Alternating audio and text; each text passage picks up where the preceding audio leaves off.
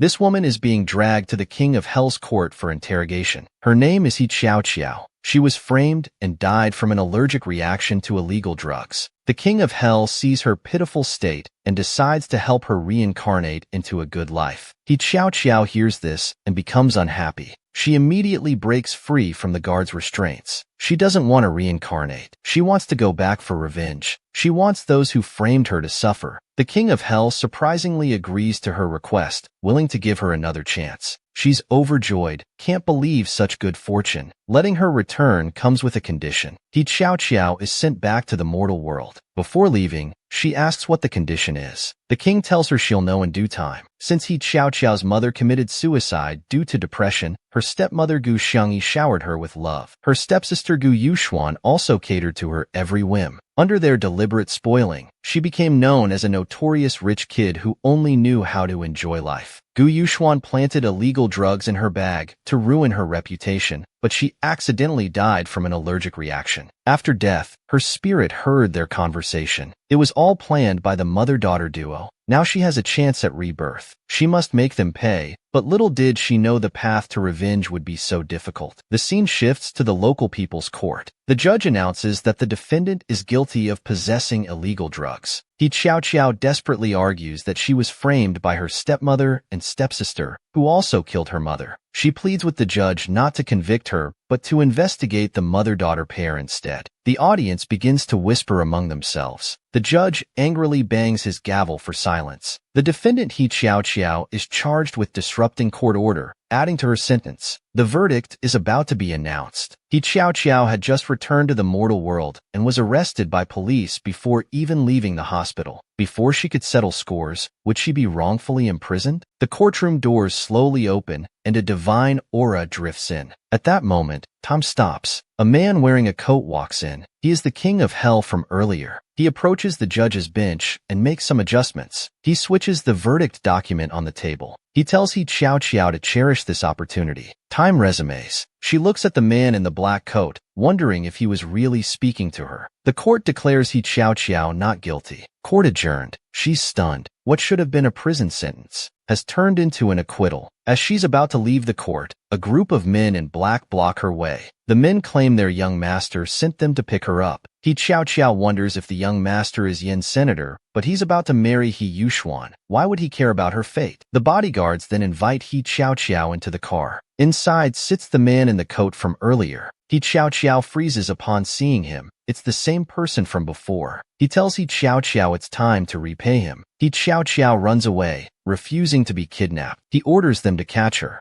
The bodyguards quickly surround He Xiao Xiao. He Xiao Xiao cries in fear. She doesn't want to die. She's pushed into the car, trembling as she sits next to that man. She asks him who he is. He leans close to He Xiao Xiao's face, saying he's the one she's going to marry. What a joke. They've just met for the first time. He assures He Xiao Xiao that they'll see each other plenty after marriage. Still refusing to believe this, she warns him that she already has a fiancé. He smiles slightly and pulls out a newspaper. Pointing to the news, he tells He Xiao Xiao that her fiancé is getting engaged to someone else today. She's out of the picture. Her face falls as she realizes she's been abandoned. The man asks if He Xiao Xiao has any other questions to get out of the way. He Xiao Xiao asks if she has any other choice, if she can choose not to marry. It's possible, but then they'll return to court to continue with the sentence. He then orders his men to call the police. He Xiao Xiao panics and agrees to his request, but with conditions. First, no forced intimacy. Second, the husband must help the wife when needed, but cannot demand physical compensation. She writes a prenuptial agreement, saying she'll agree to marry if he accepts everything. He agrees to everything and signs the agreement. He Xiao Xiao sees his signature, Yin Yuhan. She's shocked. This is Yin Yuhan, CEO of Huanyu Group and Yin Sen's older brother.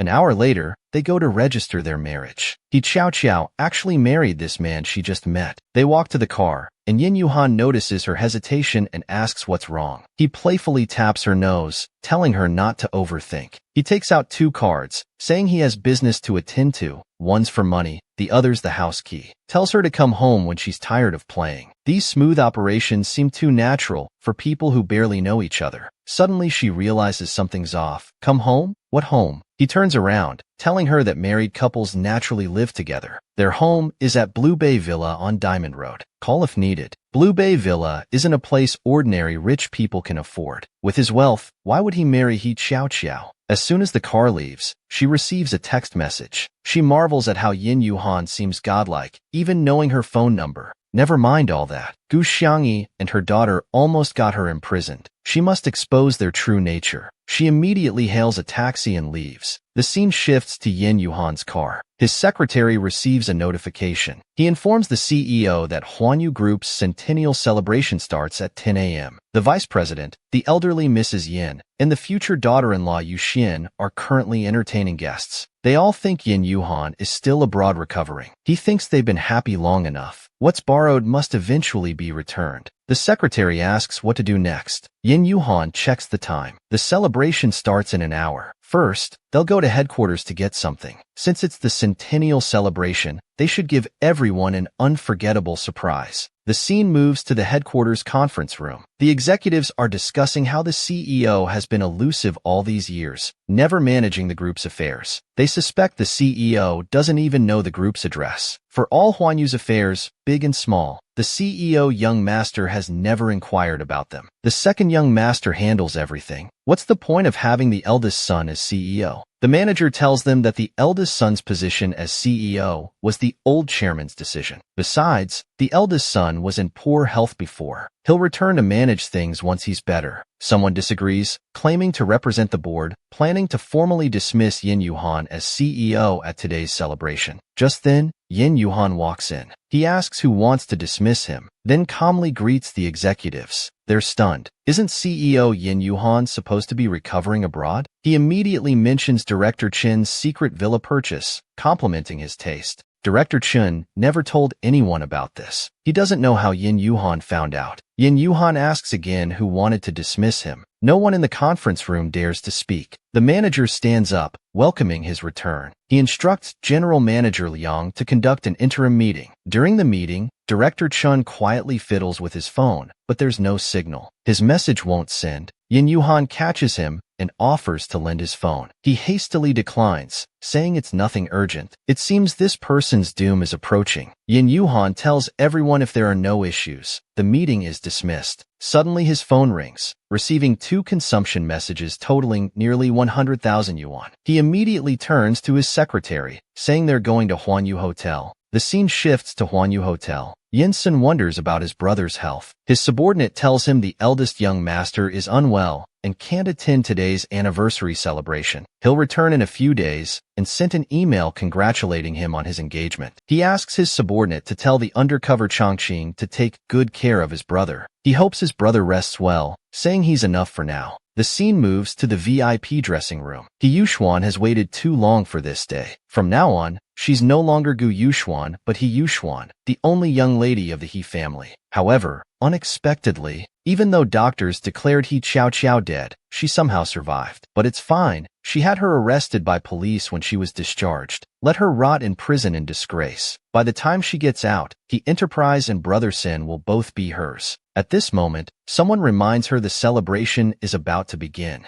She leaves the dressing room, arm in arm with Yin San, heading to the venue. Since the King of Hell let her return to the mortal world, she'll return all the suffering to Gu Xiangyi and Gu Yuxuan. She enters the engagement venue in her formal dress. People around are discussing the bride. Today's engagement is with rising actress Gu Yuxuan. This Gu Yuxuan lived as a dependent in the He family, treated like a servant by He Xiao. She finally made it. He Yuxuan had to carry her school bag as soon as school ended. If she was slightly late, she wouldn't let her enter the house. He Xiao sighs. These people are all fools like herself, deceived by the Gu Yuxuan mother and daughter. Gu Yuxuan and her mother turn around to find He Xiao standing right in front of them. The mother and daughter are shocked. Wasn't she arrested? How did she escape? He Xiao knows they find her presence here strange. Gu Xiangyi immediately hugs her, putting on a fake caring act, asking about her well-being, then deliberately raises her voice, saying they were all worried when He Xiao was taken by police, and it's great that she's fine now. People around start gossiping, saying she was arrested for carrying contraband. Only delinquents like Xiao would do such illegal things. Just as she's about to retort, Gu Yuxuan pulls her back, saying she's glad she's okay. During her absence, she felt uneasy, afraid that she'd hate her and refuse to give her blessing, which would make both her and Brother San unhappy. He Xiao, framed by her and robbed of her fiancé, is now expected to give blessings. It's ridiculous. She yanks her hand away from Gu Yuxuan, calling her a white lotus. She puts on a pitiful face, claiming her love with Brother San is genuine. Yin's son approaches from behind. Gu Yuxuan continues acting, saying He Xiao's unhappiness is her fault, not Brother San's. He Xiao grows angrier, saying she knows what she did. Yin Sin passes by her, asking Gu Yuxuan what happened. Looking back, he's surprised to see He Xiao. He Xiao recalls Yin Yuhan's words. He's already out of the game.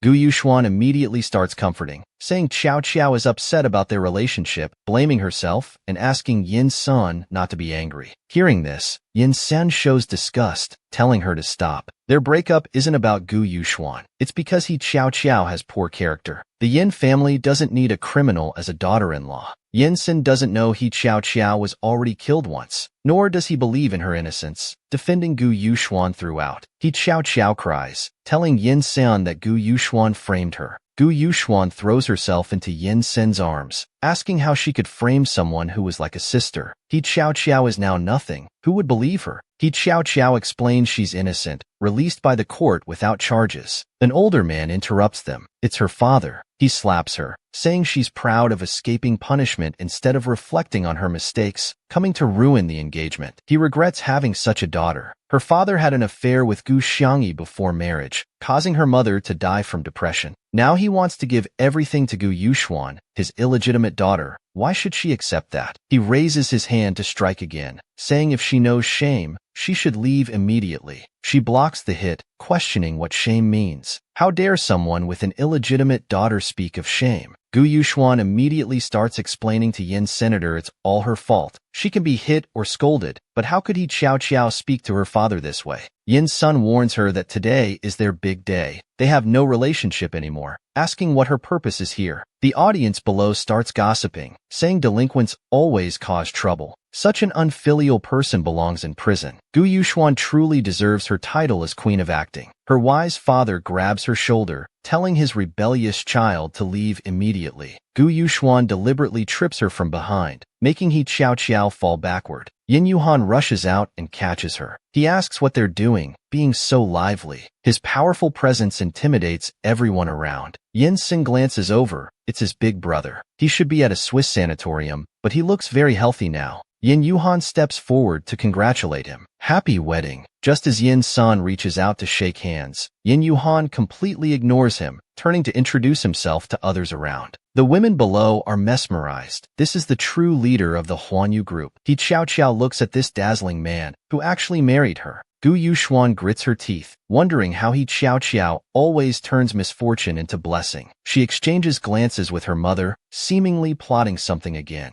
He Xiao turns her head, seeing him approach. Gu Xiangyi deliberately bumps into the waiter, spilling red wine forward. It all splashes onto He Xiao's dress. She immediately goes to wipe it off with fake concern. Suddenly Yin Yuhan calls He Xiao's name. She's nervous, wondering if he'll side with them too. He takes a white cloth, walks over, and asks who did this to He Xiao. She's relieved. He really came to help her. The waiter immediately bows and apologizes, saying she fell accidentally. Yin Yuhan looks at Gu Xiangyi, saying he doesn't like people lying to her, then orders his secretary to check the surveillance footage. He asks the waiter to tell the truth. The waiter tremblingly reveals that Mrs. He knocked over her tray, which stained Miss He's dress. Gu Yuxuan immediately starts cursing, saying she's talking nonsense. The waiter insists it was Mrs. He. Gu Xiangyi gets angry, saying how dare she slander her knowing she's Mrs. He. Yin Yuhan ignores them, instructing his secretary to have the surveillance footage played on the big screen. Gu Yuxuan panics, saying such a small matter needn't be blown up.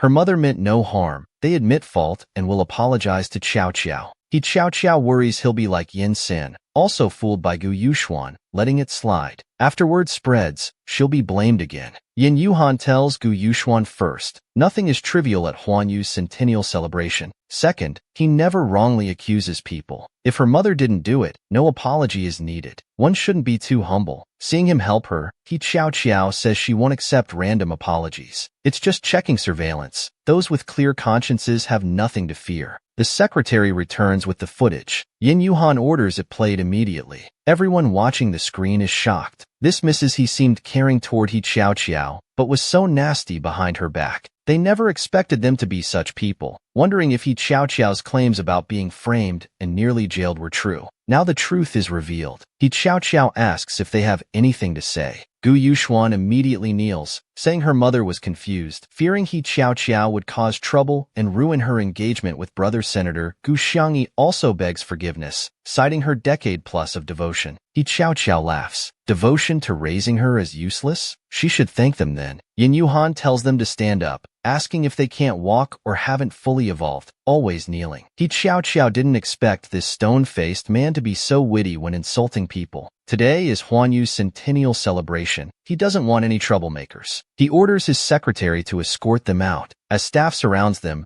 Gu Xiangyi changes tone, declaring she's second young Master Yan's mother-in-law, daring anyone to touch her. Yin Xin, the dignified vice president of Huan Yu, has his fiancée thrown out. This Yin Yuhan is clearly slapping his face. He approaches Yin Yuhan, saying it's his engagement day after all, and people will laugh if Yuxuan gets thrown out. Yin Yuhan considers, since they're his second brother's fiancée and mother-in-law, he'll let it slide this once. Yin Xin knows this is clearly a warning. If he can't even control his fiancée's matters, where will he have a say in Huan Yu's future? Yin Yuhan instructs his secretary to arrange a presidential suite, saying he and Miss He need rest. The scene moves to the office. Yin Xin's mother remembers the CEO's condition had worsened. Could his people have been bought? And Director Chun had promised to dismiss Yin Yuhan today. To promote Yin's senator, yet he came so aggressively, showing no face at today's banquet. What's his purpose besides seizing power? Yin Sound tells his mother not to worry.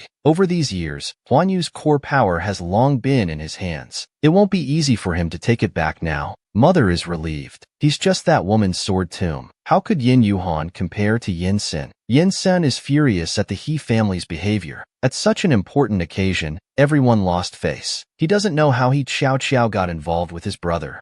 Then he calls Yang Cheng from the door to report. He's called Switzerland to check. Chongqing, responsible for watching the eldest young master, was committed to a mental hospital 2 days ago due to mental instability. All other surveillance personnel have lost contact. How could Chongqing suddenly become mentally unstable? The subordinate says when they called, he answered but kept repeating one phrase, "I saw the living king of hell." Mother worries he saw a ghost. Seeing such strange circumstances, Yin's son knows something's wrong. He orders Yang Cheng to mobilize all forces. He wants to know his brother's every move, domestic and abroad. Back in the room, He Xiao thinks Yin Yuhan's earlier actions were so cool. She's completely impressed. From now on, she's Yin Yuhan's superfan. He finally exposed the true faces of the Gu mother and daughter. Yin Yuhan reminds her not to forget the prenuptial agreement she wrote. No physical contact of any kind without the other's permission. Hearing this, He Xiao immediately lets go of him. The wine stains got on him. She was too excited and forgot about her dirty dress. She quickly asks Yin Yuhan to take off his suit so she can wash it. He starts undressing himself. He Xiao has never seen such a scene and immediately runs away. Hiding in the bathroom, she scolds herself. She must be crazy. What if Yin Yuhan gets the wrong idea and thinks she's trying to pounce on him? But his earlier behavior really makes her want to cry. He's so handsome. This marriage came so late. Yin Yuhan listens outside as she talks to herself. She says her waist is slim and legs are long. It doesn't matter if she doesn't have full breasts. Large breasts are cumbersome anyway. Suddenly, a phantom appears above Yin Yuhan's head. The subordinate appears asking what King Yama is doing. Yin Yuhan ignores him, dispersing him with a wave of his hand. Someone knocks on the door outside. It's Gu Yuxuan. He came specifically to apologize to Yin Yuhan. He feels very uneasy about today's events and wants to go in to explain properly. Yin Yuhan says no explanation is needed. He's seen the surveillance video and can make his own judgment. He Xiao walks out of the bathroom after showering. Seeing this, Gu Yuxuan asks how she could degrade herself like this. He Xiao wants to know why he's here.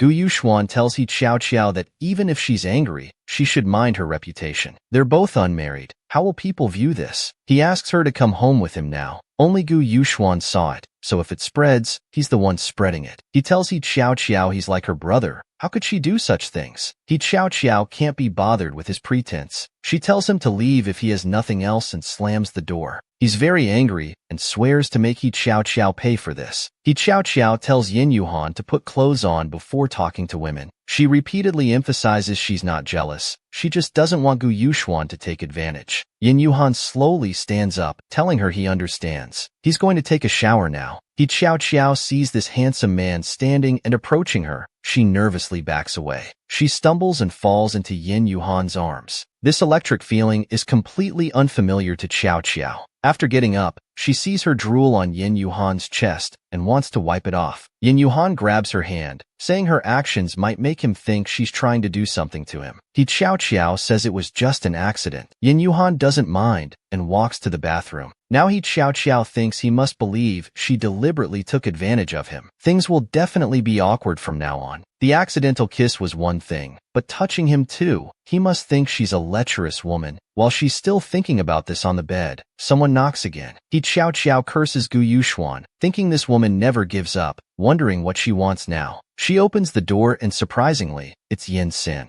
These engaged couples are taking turns causing trouble. Yin Sin looks at the woman before him, noting how different she is from the previous tomboy. He Xiao Xiao asks what he wants. As soon as she got in trouble, he got engaged to Gu Yuxuan. When did they get together? Yin San tells her to speak more politely, saying she's too crude. Yin Yuhan listens to their conversation from the bathroom. Yin San doesn't want to argue and asks about her relationship with his older brother. He Xiao Xiao refuses to tell him anything. Yin San just wants to go in to find his brother. Yin Yuhan comes out wrapped in a towel, asking He Xiao Xiao who's here. Seeing him without clothes, Yin San is sure they're having an affair. He asks Yin San what's the matter. Yin San tells him he needs to give a speech at the end of the celebration, and he came specially to remind him. Yin Yuhan thinks he must have put a lot of effort into the speech, so to not waste it, he'll let him do it. He says he needs rest after his long journey. Yin Sen asks how he went from nearly dying 2 weeks ago to being so healthy now. Yin Yuhan tells him to consult Switzerland. They'll give him detailed information. Back in his office, he strongly suspects this Yin Yuhan is fake. He orders his subordinates to find a reliable detective agency to investigate thoroughly.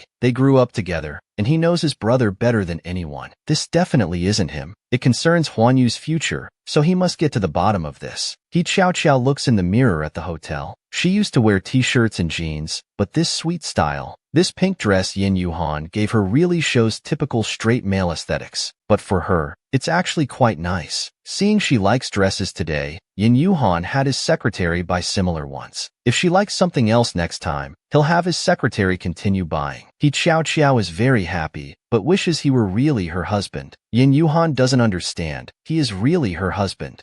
She means if they were married out of love, that would be better. This kind of arranged marriage will end sooner or later. Yin Yuhan tells her not to overthink and pats her head. Such an intimate gesture might give He Xiao Xiao the wrong idea. She tells him not to do that. Yin Yuhan takes out a tablet, thinking He Xiao Xiao might be happy to see this. The news is about Gu Yuxuan being exposed at the venue. He Xiao Xiao thinks the headline is damn perfect and the photos are great too. Yin Yuhan sees how happy she is. She nearly died once. Yet seeing bad people lose face makes her this happy. He Xiao Xiao asks if he arranged this deliberately. It's a wedding gift. She's grateful and really damn loves this gift. Gu Yuxuan must be scratching his head bald with anxiety now. Yin Yuhan doesn't understand what damn means. He Xiao Xiao explains it's a curse word, saying she can change it if he doesn't like it. He thinks it's harmless and lets her use it as she likes. Now they should head home. He Xiao Xiao wants to go to her own home first to get some things. Actually, she feels awkward suddenly living with a strange man.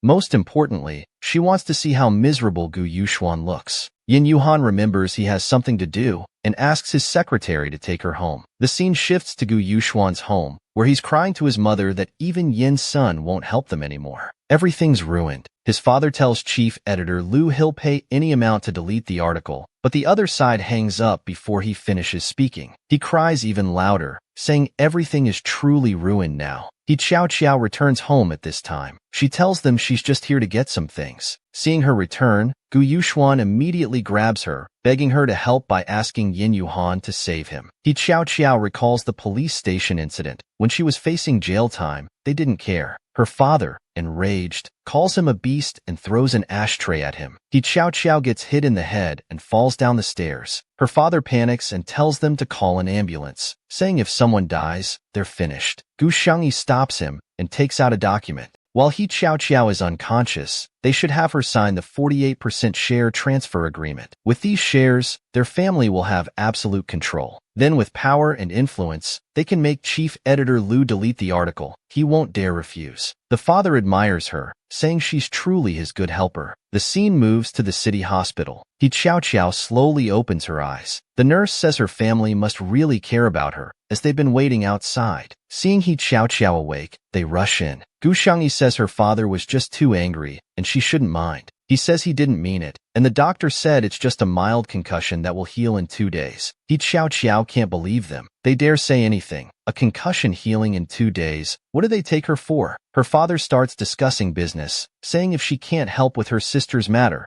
at least she can sign this document. He looked at the document. It stated that He Xiao voluntarily transfers 48% of her shares to He Baosheng and gives up her inheritance rights. He threw the document back angrily. This was left to him by his mother. How dare they think they can just take it? They're dreaming. His father immediately held him back, telling him he had to sign today no matter what. He even asked Gu Yuxuan and others to help force him to sign it today. Father told He Xiao that she would eventually get married. Rather than letting it benefit others, it's better for him to keep it. This way it would always remain He family's property. In his heart, he thought that once he got the shares, he would definitely sever their father-daughter relationship. Gu Shangyi told him they were all family and wouldn't harm him. He had to sign today no matter what. He Xiao wouldn't give anyone what mom left for him, but his hand was forcibly pressed down. He signed his name. After their scheme succeeded, they quickly fled. He Xiao was left alone in the hospital room, shedding tears of grievance. In the office, the secretary informed Yin Yuhan that the land in Beijing had been acquired as instructed. Suddenly, a phone call came through. As soon as Yin Yuhan answered, crying could be heard from the other end. Yin Yuhan asked what happened. He Xiao begged for help, saying they took what mom left for him. He asked where He Xiao was, saying he'd come right away. Just as He Xiao finished giving the address, he opened a portal and teleported over. He Xiao hung up the phone, lamenting how useless he was, unable to protect the shares mom left him. Yin Yuhan pushed open the door. He was puzzled how Yin Yuhan arrived so quickly. Yin Yuhan asked who did this. He embraced He Xiao, telling him to explain after finishing crying. In Yin Yuhan's impression, this was how humans comforted others. Shortly after, He Xiao explained everything that happened. He told Yin Yuhan they must have already taken the agreement to a lawyer. Yin Yuhan assured him to leave everything to him to handle, then put him on the bed and told him to rest well. No one could bully He Xiao while he was around. He immediately contacted his subordinates after leaving. When he returned, he told He Xiao the shares were still his. Everything was fine and a lawyer would come today to have him sign an agreement that would prevent anyone from taking his shares in the future. He was surprised at how efficient Yin Yuhan was. Yin Yuhan called a doctor for a detailed examination. The doctor said he had a mild concussion from head impact, a grade 3 ankle sprain, and abrasions on his elbow. Recommended hospital observation. The doctor asked what relation this young lady was to him. Yin Yuhan smiled slightly and said He Xiao was his wife. The three rushed to the law firm. After notarization, the 48% shares truly belonged to them. Adding father's 8%, they became He Corporation's absolute controllers. He was now truly the He family's heiress. Suddenly, a gust of cold wind swept through, scattering their share agreements everywhere. A subordinate appeared, picked up one copy, and transformed it in the blink of an eye, telling them to keep it safe. Now he could report to the King of Hell. Father walked in with the documents. The lawyer praised his quick action. Father asked him to notarize it right now. The lawyer flipped through the transfer agreement. They must be joking. Father didn't know what was wrong. The lawyer showed him the transferor's signature. It was He Baosheng's name. They were also confused and asked Father what was going on. This must be that unfilial child's doing. They would go back to the hospital to settle scores. Back at the hospital, He Xiao looked at the man beside her. He was perfect, great physique, handsome, and controlled such a large enterprise as Huanyu.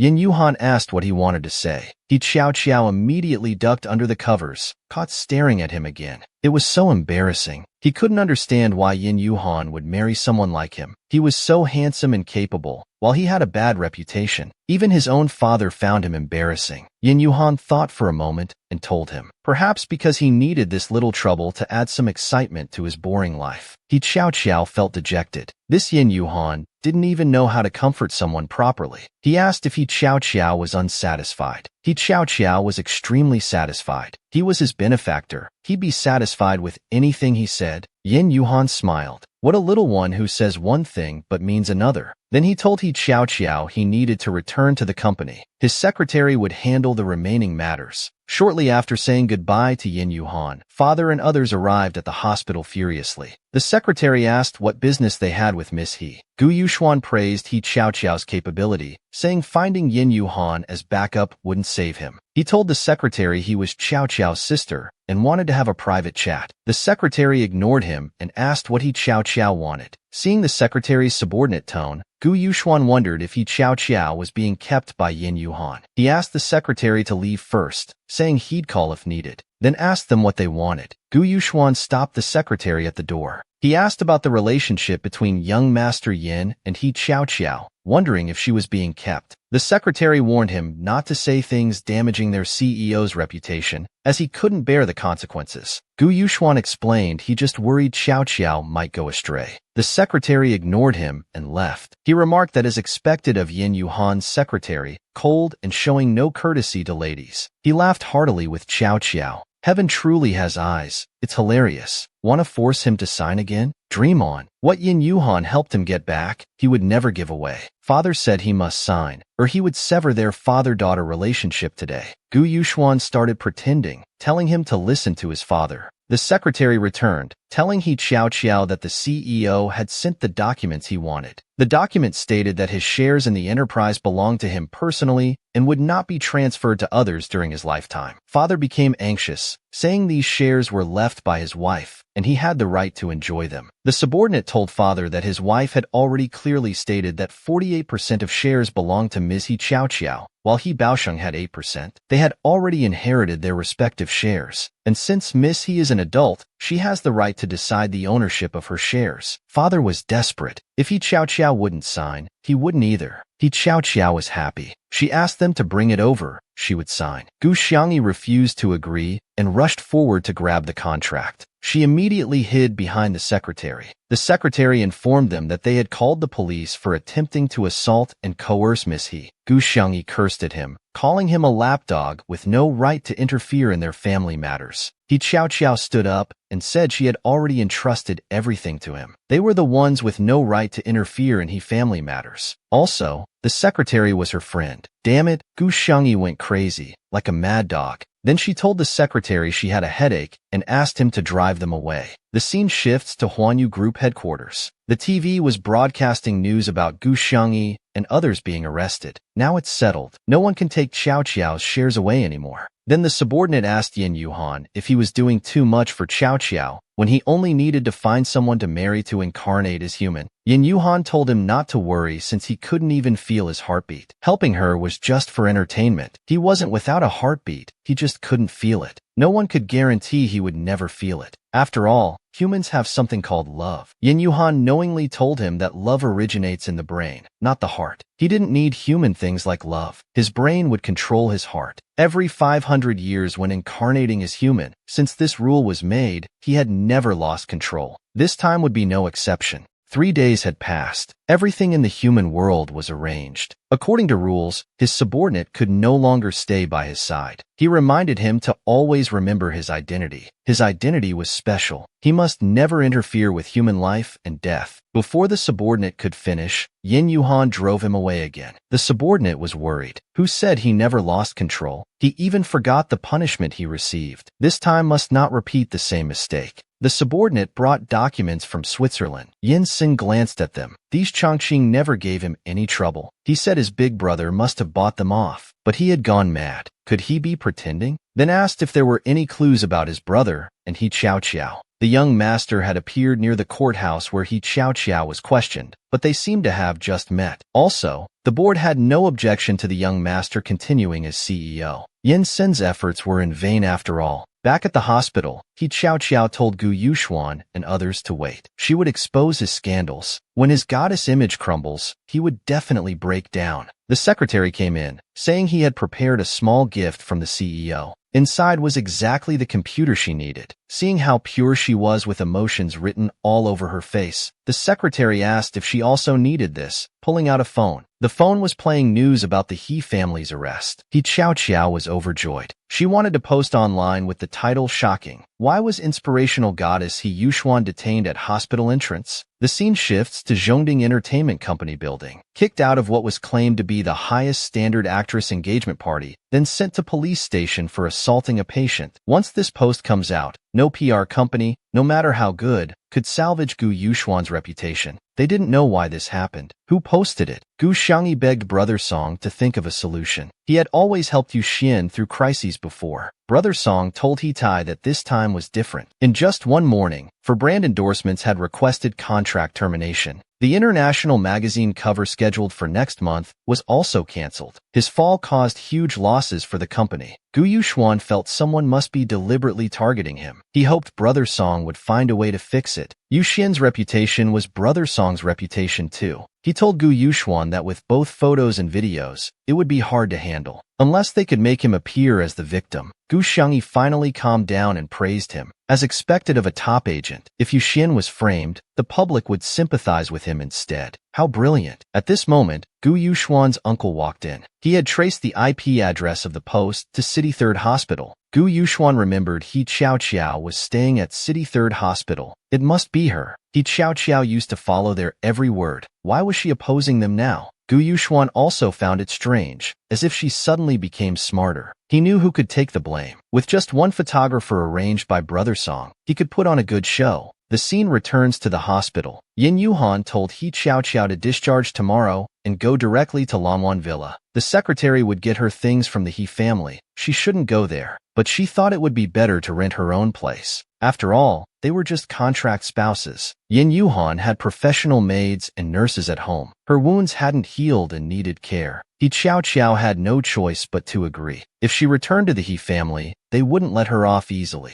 She still needed Yin Yuhan's protection. Then he told Xiaoqiao not to wander around. He had business and needed to go to the company first. As soon as he left, He Xiaoqiao came to the hospital's small park. She had been lying in bed for several days and felt suffocated. She came here to breathe some fresh air. Just as she was stretching, a strong man appeared behind her. The scene shifts to Yin Yuhan's car. He instructed the driver to return to Huanyu, but suddenly feeling something was wrong, he turned back to the hospital. He finally found He Xiaoqiao. Seeing it was Gu Yuxuan's uncle Gu Long, she wondered what he wanted. Gu Long asked if she wrote the post blackening Yu Xian online. He Xiaoqiao told him she knew nothing about it. Better to avoid immediate trouble, she had to run. Gu Long told her to stop pretending. Did she dare to swear that if she was lying, her mother would fall into hell and become an evil spirit? Everything was recorded by the pin on Gu Long's chest. Once it reached Gu Yuxuan, He Xiaoqiao would be finished. He Xiaoqiao told him to shut up. He had no right to talk about her mother. So what if she wrote the post? She didn't write any lies. Gu Long cursed her as a mad dog, saying he must skin her today. Just as his foot was about to kick, it was blocked by an invisible force that bounced all the power back, making him fall to the ground. He Xiaoqiao also didn't know what happened. Gu Long asked when she learned Qigong. He Xiaoqiao took advantage of this, warning Gu Long and others not to provoke her, or she would make their meridians spasm and blood flow from 7 orifices. Couldn't care about anything else. Better get rid of Gu Long first. Gu Yuxuan, hiding in the car, was stunned. How could He Xiaoqiao be so fierce? He rushed to hug He Xiaoqiao, putting on an act, telling her to stop hitting. Not knowing why Gu Yuxuan suddenly went crazy, he told He Xiaoqiao that this was his uncle, his elder.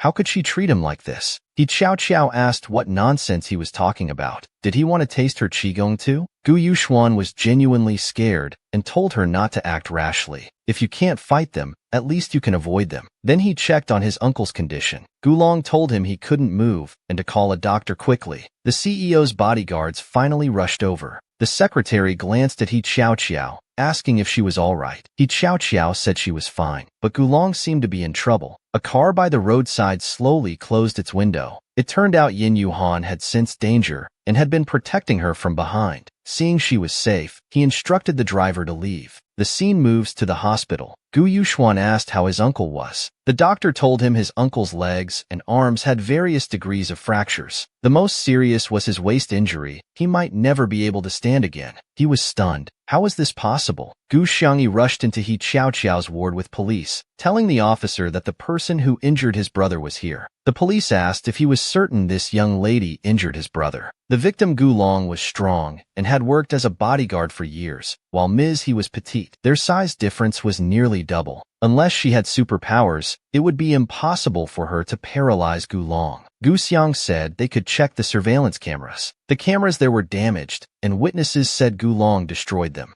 Gu Xiangyi had planned to play dirty but was caught in his own trap. They were seen. He got lucky this time. However, they had already gotten what they wanted. The police said they would continue investigating and thanked them for their cooperation. After they left, the secretary told He Xiao that the CEO wanted her to discharge today. He Xiao was confused. They had agreed on tomorrow. Why the sudden change? The secretary had already handled the paperwork to prevent troublemakers from bothering He Xiao again. The scene shifts to Lanwan Villa. He Xiao looked like she had never seen such grandeur. The servants at the door welcomed Madam home. He Xiao was amazed. This was like a royal palace. Butler Lu introduced himself and was about to lead He Xiao inside. She asked the butler when the young master would return. Would she have to sleep with him tonight? Uncle Lu thought since she asked, he should explain the young master's daily routine. The young master wakes up at 8 a.m. sharp, has breakfast at 9, leaves for company business at 10, returns home at 6:30 p.m., has dinner at 7:30, stays in the study from 8:30 to 10, sleeps at 11:30. The young master has a very strong sense of time, and his rules must never be broken. Please pay special attention to this. He brought He Xiao to her and the young master's room, saying the servants would bring her luggage later. He Xiao suddenly wondered what would happen if she accidentally disrupted the young master's schedule. Uncle Lu told her it's better not to have such thoughts. Doesn't the young master have any nightlife? Surely he must have social obligations? How could someone used to staying up late gaming survive such a schedule? He told He Xiao that so far there hadn't been any. It's now 6 p.m., and the young master will be home in half an hour. He needed to supervise the kitchen and reminded her to come down for dinner at 7. She collapsed on the bed, thinking how she's so young but must live an elderly lifestyle with Yin Yuhan. But after thinking, she decided they must sleep in separate rooms. With such different schedules, she didn't want to get kicked out. Soon, it was dinner time. Just as she came downstairs, she saw maids carrying delicious food to the table. There was meat. After drinking porridge every day in the hospital, this was exciting. She came to the table, wondering why only one side had meat. Was Yin Yuhan not letting her eat meat? Did he think she was fat? How could she live without meat? The maid told her the young master doesn't eat meat, and she should sit on the other side. He Xiao was confused. Could Yin Yuhan be vegetarian? It's all vegetables, looking quite unappetizing. She looked at the animal oil on the table, then mixed it into the salad, making it look much more appetizing. Then she recalled today's events at the hospital. Could the king of hell have given her powers? Gu Long flew without even being touched. Soon after, Yin Yuhan returned. She wanted to test her supernatural powers.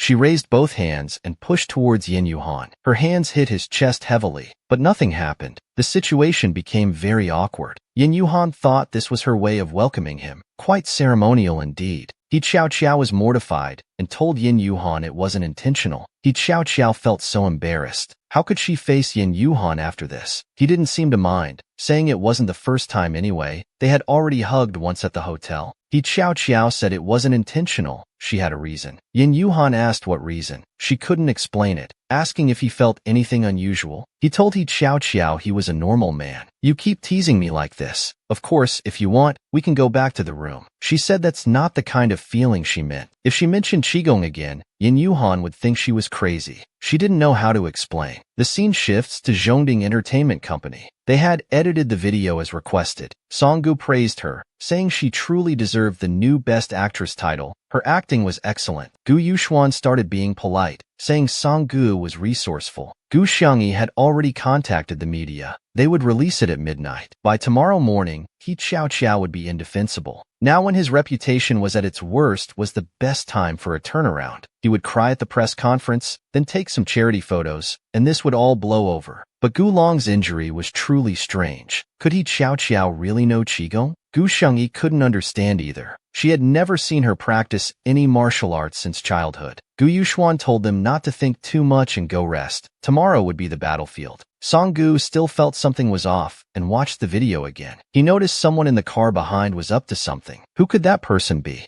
The scene returns to Lanwan Villa. He Xiao knocked on the door, but there was no response. She opened the door and went in. She saw Yin Yuhan had already gone to bed. Wasn't his schedule supposed to be strictly fixed? Today was unusual. He Xiao thought it was a good chance to get her clothes and sleep in the guest room while he slept. Yin Yuhan suddenly grabbed her hand, telling her not to leave. She fell onto him. She felt shy, wondering if Yin Yuhan was really being silly. She shook her head, telling herself not to think that way, then reminded him of their agreement. No intimate contact without consent. Yin Yuhan was sick. Someone had put meat in his food. He Xiao felt his forehead. It was burning hot. She was about to ask Uncle Lu to take him to the hospital. Yin Yuhan suddenly sat up and hugged her, saying he didn't want to go to the hospital. It wouldn't help anyway. She was confused. Why wouldn't it help? She had gone to the hospital when she was sick before. Yin Yuhan wanted He Xiao to take care of him and hugged her tighter, but he couldn't fight the fever and collapsed again. He Xiao didn't know what to do with him and decided to give him medicine first. After taking the medicine, Yin Yuhan finally settled down. But shortly after, he got up and hugged He Xiao again, asking her not to leave. She had no choice but to let him hug her. She never expected the usually cold Yin Yuhan to become so clingy when sick. She hadn't realized taking care of a sick person would be so tiring. She fell asleep cuddling with Yin Yuhan. The scene flashes back to when Yin Yuhan first came to the human world. He sat outside a pavilion, listening to his subordinate scolding. Things had gone wrong after just 3 days. He had been warned before that he absolutely couldn't eat meat. This time it was salmon oil, which caused his body to heat up. Different types of meat caused different symptoms. Then they took out a chart. Pork needed special attention. It would trigger primitive human desires in adults, namely physical urges. Yin Yuhan looked around and saw no one. His subordinate asked if he was angry. He told them that meat products were everywhere in the human world. The subordinate had no solution. It was a rule from above. Though they didn't know why, they hoped he would be more careful. Early the next morning, He Xiao woke up to find herself sleeping while hugging him. While she was admiring Yin Yuhan's appearance, he suddenly opened his eyes, startling He Xiao to sit up immediately. Yin Yuhan wanted to know if she had taken care of him last night. He Xiao felt his forehead. The fever was gone. She told Yin Yuhan he had been like a child, refusing to go to the hospital. How did he suddenly get a fever? Yin Yuhan told her it was an allergy. Someone had added salmon oil. He Xiao panicked, wondering if it was the oil she added last night. Yin Yuhan saw her mumbling to herself and asked what was wrong. She said it was nothing and ran off to find some clothes. She found a suitable dress and wanted to show it to Yin Yuhan. But when she turned around, she saw Yin Yuhan standing behind her, bare-chested.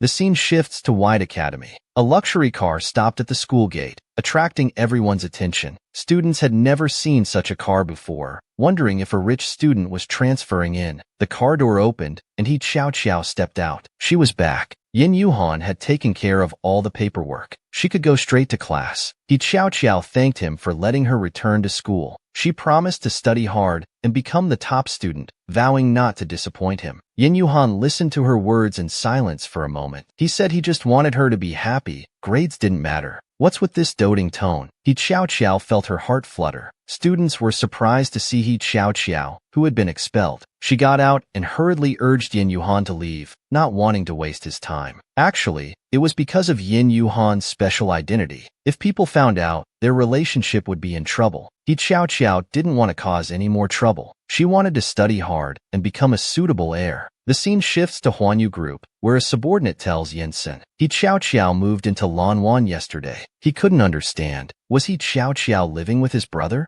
The subordinate said their relationship wasn't clear yet. Their IDs were encrypted. It seemed his brother returned not just to take Huanyu and the Yin family, but also wanted the woman he had rejected. Back at school, students were gossiping. He Xiao, How dare she come to school? Disgusting. She didn't understand. Even if she was expelled before, they didn't need to look at her like a monster. Suddenly, a girl approached her, calling her name. He Xiao Xiao greeted her, Ying, long time no see. Ying interrupted, asking how she dared come to school. The principal agreed to let her return to school. Why couldn't she come? Ying didn't know how to explain and pulled her away. Girls behind them caught up, telling Ying to step aside. They wanted He Xiao Xiao.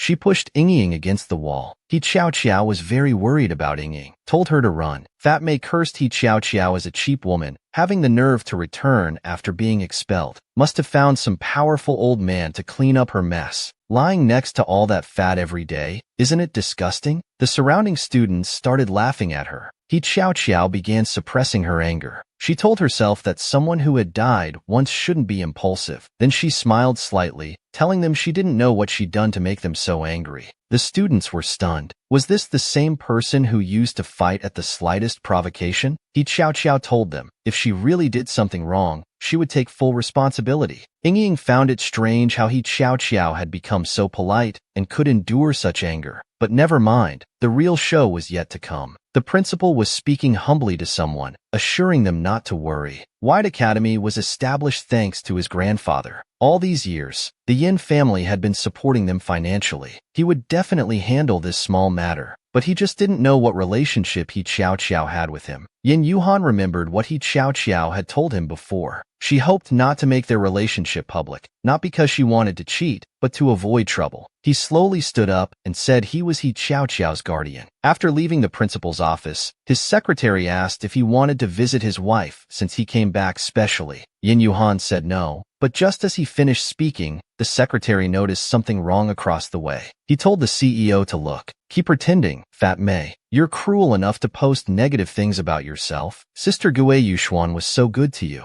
One negative post made everyone curse you. It's pitiful to have such a sister. After all that talk, it was about He Yuxuan. They really knew how to twist right and wrong. How could they be so sure He Xiao Xiao did it? They took out a phone, still denying? If it weren't for bystanders exposing how He Xiao Xiao beat Yuxin, how would we know her true face? The incident at the hospital was recorded and posted online, specially edited with parts cut out. He Xiao Xiao was speechless, realizing it was their setup. Gu Yuxuan being your family member was his blessing, yet you treated him like this. They shouted about seeking justice. A female student threw a bucket of water at He Xiao Xiao, calling her worthless. Other students cheered, "Drench this shameless woman. How can such a disgusting, lowly person study with us? Our school isn't a place for trash." Ying had been recording all along. She was pretending, waiting for He Xiao Xiao to fight back. Then they could petition the principal to expel her. Seeing He Xiao Xiao not fighting back, she couldn't stay silent anymore. She'd send the video to Gu Yuxuan. He'd be happy. He Xiao Xiao told herself to endure. They were doing this on purpose. She couldn't fall for it. Seeing He Xiao Xiao's anger, they thought she'd finally fight back, asking if she dared risk expulsion again. But unexpectedly, He Xiao Xiao just walked away. Ying was surprised. She could endure this much. He Xiao Xiao had really changed. Seeing things not going as planned, they called Yuxuan, saying He Xiao Xiao didn't fight but went toward Xinjiang Road, toward Huanyu Group. The secretary, seeing Yin Yuhan watching without intervening, asked why he didn't stop it. A constantly protected flower can never grow. White Academy doesn't need students who bully others. He ordered the secretary to have them expelled tomorrow, then drove back to the company. The scene shifts to Huanyu Building. He Xiao Xiao arrived to see Gu Yuxuan embracing Yin Sun at the entrance. Yin Sun asked what she was doing here. Yin Sun's mother said she was just about to settle scores with her. He Xiao Xiao walked toward the three without a word.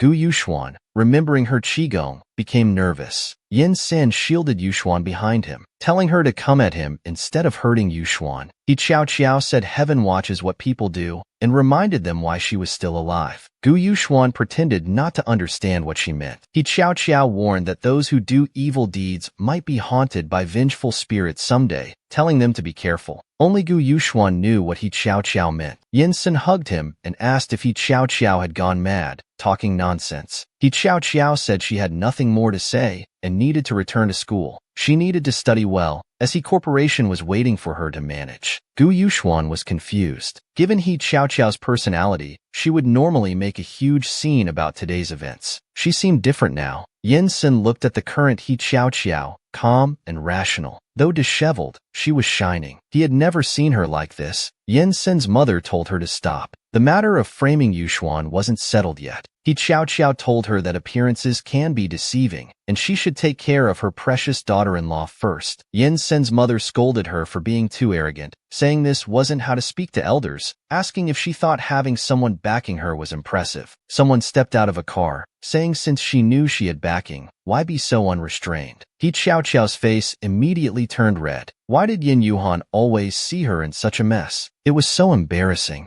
Yin San asked him to listen to his explanation. Yin Yuhan told him to be quiet, saying he knew everything. He walked to the soaked He Qiao and took out a handkerchief to wipe her face. Yin Sen's mother didn't know their relationship, but he was Huan Yu's CEO, their young master. He couldn't shield He Qiao. Yin Yuhan stood up and asked what they wanted. They were going to a press conference, and He Qiao should attend and apologize for the blackmail incident. Gu Yuxuan was delighted inside. Sun was so clever. Let's see how He Qiao acts tough now. Just as He Qiao was about to explain, Yin Yuhan agreed. He Qiao couldn't believe Yin Yuhan wanted her to apologize. She was naive to think he would unconditionally take her side. Yin San was also surprised, saying that would be troublesome. Yin Yuhan told them to go ahead while he took Qiao to change clothes. He Qiao believed he must have his reasons. She needed to trust him and herself. Back in the guest room, she felt reluctant about apologizing to Gu Yuxuan. Being bullied at school like that, she didn't feel wronged. Yin Yuhan saw her grieved expression and asked if she was angry. He Qiao said no verbally, but his question made her feel even more wronged. Yin Yuhan could tell, saying her fists were clenched so tight. He told He Qiao there was a shower inside, asking her to wash up while he had his secretary bring clothes. He Qiao thought if he wanted her to apologize, he must have his reasons. She would just follow his lead. After everything that happened, if she stayed the same as before, how could she face this second chance at life? Since childhood, Gu Yuxuan used the excuse that sisters should take care of each other to carry her bag and wait for her after school. But classmates said she was bullying people. Similar incidents always led to fights. Today at school, they cursed and splashed water on her. She knew fighting would get her expelled again, which would embarrass Yin Yuhan. So she endured it. Yin Yuhan saw how sensible she was and was about to praise her, but his expression changed. He told He Qiao that when it's time for revenge, you should take revenge. Soon after, He Qiao finished showering but found her clothes hadn't arrived yet. The secretary brought the young lady's clothes. Yin Yuhan said to just leave the clothes there. Then he knocked on the bathroom door, saying the clothes had arrived. After waiting for a long time, there was still no response. He rushed into the bathroom and found Qiao passed out on the floor. Yin Yuhan picked her up. When she regained consciousness and realized Yin Yuhan was holding her, she immediately told him to let go, get out, and not look at her. Yin Yuhan was forced out. Is this what they call human physiological response? The scene shifts to the press conference. Gu Yuxuan apologized for troubling everyone with her personal matters. Yin Yuhan told He Qiao to give this to the staff, saying his apology was inside. He assured her he wouldn't let her suffer any grievance. Gulong, find a way to provoke that bitch He Qiao later. If necessary, just curse at her. Gu Yuxuan was speechless watching the content playing on the screen behind. Yin Sun didn't know what was happening. He Qiao now understood what was on the USB drive. Yin Yuhan knew everything. Gu Yuxuan was dumbfounded. How is this possible? Gu Xiangyi rushed to the studio, telling them to stop playing it. Reporters swarmed up, asking if everything was planned by them. It wasn't her sister who harmed her, but rather she framed her sister. Gu Xiangyi told them it was all fake and not to believe it. A reporter interviewed Deputy Director Yan, asking if he was involved since Gu Yuxuan was his fiancée. He Qiao was beaming but remembered she shouldn't smile now and needed to maintain a vulnerable image. Yin San watched everything unfold, wondering if he had misunderstood He Qiao all along. Gu Yuxuan was such a person, deceiving him all this time. She looked at Yin San pitifully, weakly trying to explain. He Qiao wanted to tell Yin Yuhan about this, but the office was empty. Footsteps came from behind. She thought it was Yin Yuhan, but it was just the secretary. The CEO had an important meeting and returned to the company. He Qiao had to return to school. The CEO told her to watch Gu Yuxuan's video more carefully. He Qiao felt sick seeing Gu Yuxuan. Back at the press conference, Gu Yuxuan had fled and was brooding in the bathroom. Yin Sin walked in and called her a bitch. He slapped her face hard. She hugged his legs, begging him to listen to her explanation. Yin San was ruined by her. He never thought she could be so vicious. Yin San cursed that he had protected her everywhere, but she had embarrassed the Sen family. Then, Yin San wanted to cancel the engagement with Gu Yuxuan. The scene shifts to Lanwan Villa. He Qiao returned home. Uncle Lu had been waiting at home, but the young master hadn't returned yet. He suggested she take a bath first. She immediately refused, saying she wanted to personally cook dinner for Yin Yuhan, then instructed them to help prepare ingredients. Uncle Lu told He Qiao to remember that the young master absolutely cannot eat meat. She said she knew that, had experienced it before, and would be careful. After 2 hours of preparation, He Qiao made vegetarian meat using flour. She thought since Yin Yuhan hadn't eaten meat for many years, this would be neither meat nor vegetarian, but still have a meaty taste. Uncle Lu asked if she would wait for the young master to return. Of course they would eat together the vegetarian meat she specially made. He had helped her so much, and she couldn't do much in return except cook a meal to thank him. After some time, voices were heard at the door.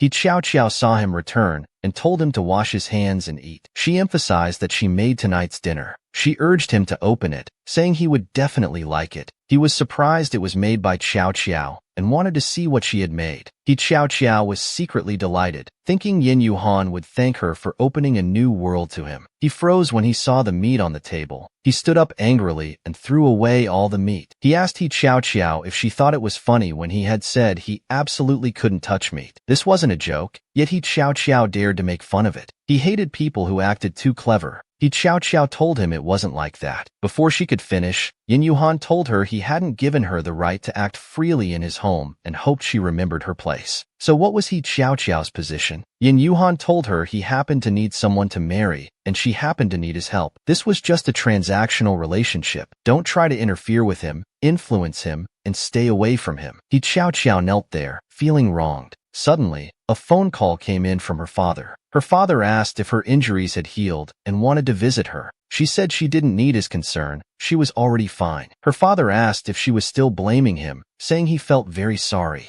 How nice it would be if he truly regretted it. Unfortunately, he only cared about the shares. Did father really think he was wrong? Then what was he wrong about? Father immediately brought up the shares again, saying he wasn't trying to compete with her, just that she was too young to manage He Corporation. He Qiao didn't care about that. She was just sad for her mother. Mother loved him so much, but what did he do? He had wronged mother. She hung up after saying this. Father was worried. Could He Qiao know that Yuxuan was his biological child? If the He family found out he had Yuxuan before marrying He Rong, he would be driven out of He Corporation. How sad that the closest people in the world couldn't show any sincerity. She returned to her bedroom and lay on the bed. Now even Yin Yuhan was tired of her. She was truly the world's biggest failure. He Qiao, you fool. Even with a second chance at life, you're still so stupid. What was she worth? Such a failure at life, with a bad reputation and nothing to offer. No wonder everyone hated her. Remembering all the times people bullied her, she cried with grievance. Yin Yuhan said their relationship was just transactional. Besides that, there was nothing else. He Qiao thought since things were like this, there was no point staying here, so she began packing her luggage. Yin Yuhan heard the crying from next door gradually stop and thought she had finished crying, but he immediately returned to work, as this wasn't something he should care about. Early the next morning, Uncle Lu saw only the young master eating breakfast alone and asked where the young lady was, preparing to look for her. Yin Yuhan told him not to bother. She made a mistake and was throwing a tantrum and shouldn't be indulged. The maid walked over and saw the vegetarian meat in the trash. This was what the young lady spent over 2 hours making yesterday. Why hadn't he eaten the vegetarian meat? The young lady said he would definitely like it. Yin Yuhan froze and asked what meat. The young lady knew he didn't eat meat, so she specially made it with flour. She put a lot of effort into it. The young lady also bought a gift for him. Was that thrown away too? He couldn't sit still after hearing this and prepared to find He Qiao to apologize. He searched the entire house but couldn't find her. Had she run away? The scene shifts to the surveillance room. Yin Yuhan rushed in and asked the security to check the surveillance footage around the house from last night until now. The main gate hadn't been opened. She hadn't left. He used his ability to scan the rooms and found her in the storage room. Yin Yuhan pushed the door open. He Qiao was surprised to see him there. Yin Yuhan told her to go back to her room to sleep, as this place was too small. He Xiao said she would sleep here from now on to avoid disturbing him. She would remember her place. If he wanted to drive her away, that was fine. Just give her time to find a place. Yin Yuhan apologized, saying he was wrong. He Xiao was surprised, wondering if he knew. Sister Ping had told Yin Yuhan everything. Looking at her cooking burned hands, he asked if they still hurt. He Xiao started crying, saying his words last night had hurt her all night. It was too much. She was about to tell him last night. Now he knew he had wronged her. Why didn't he ask clearly before scolding? Yin Yuhan felt very sorry. She said it wasn't him who should be sorry, but he Xiao for not knowing her place, then ran away crying. Yin Yuhan grabbed her hand, pulled her forcefully into his arms. Then they kissed. He told He Xiao this was his first kiss. His breath was like surging waves, engulfing He Xiao completely. He hoped she wouldn't be angry anymore. He Xiao finally came to her senses from the moment she gave him the previous gift. She didn't say what the gift was, just shouted that she was hungry and ran away. She hid aside. Her first kiss had been taken. What did Yin Yuhan mean by doing this? Yin Yuhan went to rest in the courtyard. Suddenly his subordinate appeared, asking what happened. Your honored position suddenly showed red. He told his subordinate it was just a kiss. Kissing is when two people's lips touch. Kissing is a learned behavior. Many primates have behaviors similar to kissing. Research suggests kissing might have biological significance in detecting hormones. However, kissing doesn't seem to exist in the underworld. The subordinate finally understood, so he had tried a human kiss. Yin Yuhan felt it wasn't a kiss. He preferred to call it an accident. According to his subordinate's knowledge, this was his first kiss. A few days ago, Yin Yuhan said he couldn't feel heartache. Now they've kissed, and He Xiao had stolen the King of Hell's first kiss. Then, his subordinate asked if Yin Yuhan had fallen in love. He repeatedly explained it was just an accident. The subordinate didn't believe this accident. According to what he said last time, the brain wouldn't let the heart lose control. Yet just a few days later, Yin Yuhan didn't want to waste words with him. The subordinate warned him things were going in the wrong direction, and he must not cause trouble in the human world. Yin Yuhan suddenly remembered that Gu Yuxuan, having been hurt by He Xiao, would surely seek revenge. He told his subordinate to watch his movements. After a while, He Xiao and he were preparing to visit Yin Yuhan's grandfather. But He Xiao already knew that everyone in the Yin family except the grandfather disliked her. She asked if she could not go. Yin Yuhan told her it was the old man's birthday, so they must go. Besides, the Yin family's dislike wasn't her fault, but because of her ex-boyfriend. As he spoke, he put on the tie she had given him. He Xiao didn't understand what he meant. There were two reasons. First, her ex-boyfriend didn't have enough influence in the Yin family. Second, he didn't value her, so everyone could step on her. It seemed to be that way. The car stopped at a store entrance. Yin Yuhan got out alone. He Xiao found it strange. If they were buying clothes for her, shouldn't she try them on? Yin Yuhan entered the store. He asked the sales clerk what gift would be appropriate after taking a girl's first kiss. The clerk figured the girl must be young and suggested lipstick. Yin Yuhan had never seen such things before and casually picked one up to look at it. Girls all love lipstick, and since it's applied to the lips, it shows that the man truly cherishes her kiss. Next time if he wants to kiss her, he could even say he wants to eat her lipstick. That would be very romantic. Without thinking, Yin Yuhan asked the clerk to give him one lipstick. The clerk explained it wasn't that simple. He needed to choose a color and asked which shade he wanted. Yin Yuhan looked at the counter and said he wanted them all. Soon after, Yin Yuhan returned with 2 bags, saying these were all for her. He Xiao opened the bags and was stunned. Why did he buy so many at once? Yin Yuhan said he didn't know which color she liked, so he bought them all. He Xiao's heart was moved by him once again. Yin Yuhan thought she was too easy to please. He Xiao didn't understand why he suddenly gave her gifts. Yin Yuhan said it was because she had given him gifts before. Relieved, she immediately opened a lipstick and started applying it. After applying it, she asked if it looked good. Yin Yuhan looked at her appearance and was enchanted. The scene shifts to Zhongding Entertainment Company. The CEO berated Gu Yuxuan, saying he had ruined the company. The stock price had plummeted in one day, losing hundreds of millions. His scandals were not only numerous but had solid evidence. There was no chance for public relations to fix this, Brother Song was also trying to defend him, saying it was unexpected. Gu Yuxuan couldn't believe his sister would be so treacherous, showing no face to the CEO. When he tore others down, he was more ruthless than anyone.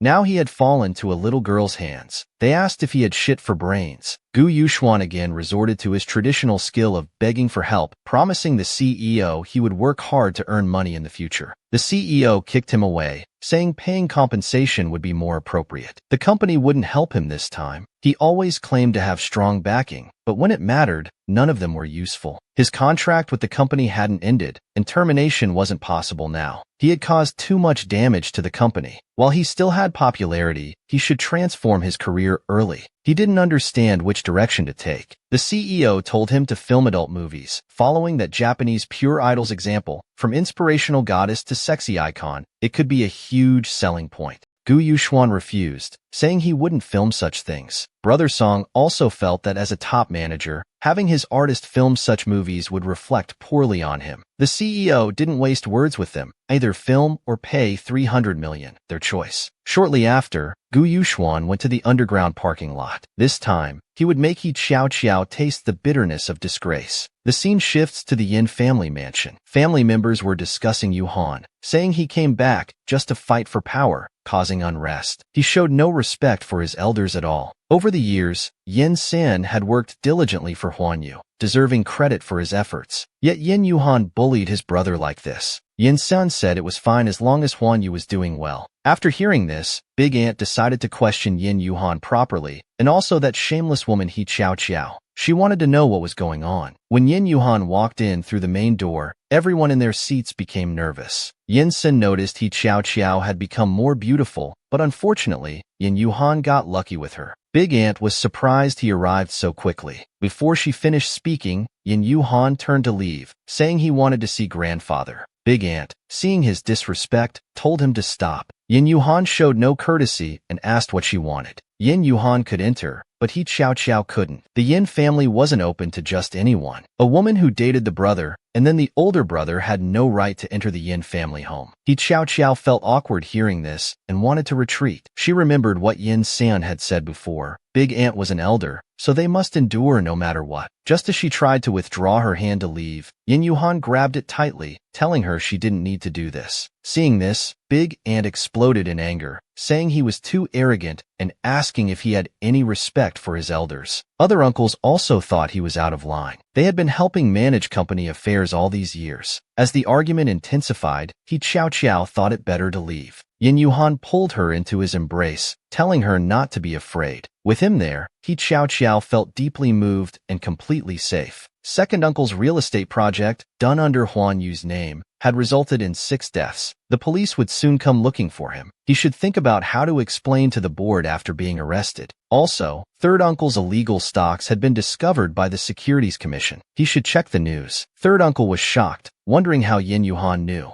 At that moment, the news on TV confirmed the Securities Commission was indeed investigating him. He then turned to second aunt. He told her to investigate who received the money from her deceased husband's Swiss bank account. Second aunt became agitated, telling Yin Yuhan that her husband would never have had an affair. Their argument was interrupted by the butler. The master requested to see him. He Xiao recalled what Yin Yuhan had said before. Yin Sen didn't value him enough, so everyone could step on him. So now, did Yin Yuhan's behavior mean he valued her? Cousin Yuhan had always respected Big Ant. It must be that little tramp He Xiao causing trouble between them. Yu Xian's situation was also He Xiao's doing. Now they should believe it. Big Ant was very angry. She would let them know who really ran this family. Her daughter told her not to be angry, leave everything to her. Cousin was just bewitched by He Xiao. Big Ant agreed. She secretly rejoiced. How dare they bully Yu Xian? Now that He Xiao was in her hands, she was doomed. The scene shifts to an internet cafe where Gu Yuxuan was editing videos. They grew up together, and he had plenty of dirt on Gu Yuxuan. The subordinate checked the computer Gu Yuxuan had just used. The boss was right. He finally came for revenge. Gu Yuxuan returned home. His mother was worried about him. He found a suburban internet cafe and posted nude photos of Xiao online. Gu Xiangyi thought it was right to fight back.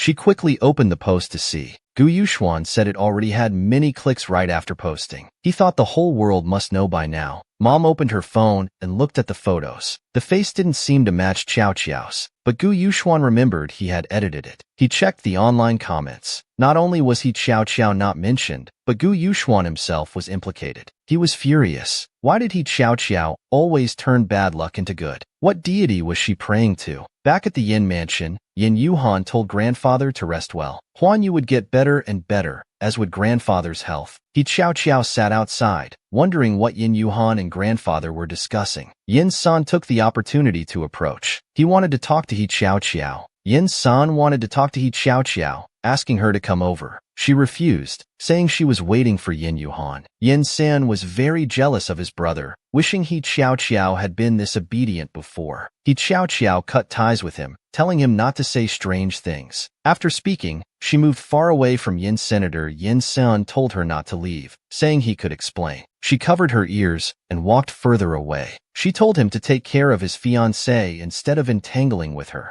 Yin San told her he was planning to break off his engagement with Gu Yuxuan. He Qiao Qiao was happy, saying evil gets its just deserts. Yin San still thought He Qiao Qiao was better. He would break up with Gu Yuxuan, then she could return to him. He Qiao Qiao looked down on Yin Senator. He betrayed her without burden, and now carelessly abandoned Yuxian. In Yin Sin's world, he cherished no one. He didn't love anyone, he only loved himself. Yin San got straight to the point, asking if she had been intimate with his brother. When she was with him, they hadn't even kissed. He Qiao Qiao doing this wasn't fair to him. She slapped him, calling him shameless. Absolutely disgusting. He Qiao Qiao told him to stop bothering her in the future. Yin Sun was angry. How dare she slap him? Qin Jinyu watched everything from the shadows. Today He Qiao Qiao would suffer. Then he ordered his subordinate to bring tea up. The servant told He Qiao Qiao this was sent by the young master. She didn't think much of it, just felt Yin Yuhan was divine. She was thirsty and angry, and he sent a drink over. She quickly finished the drink.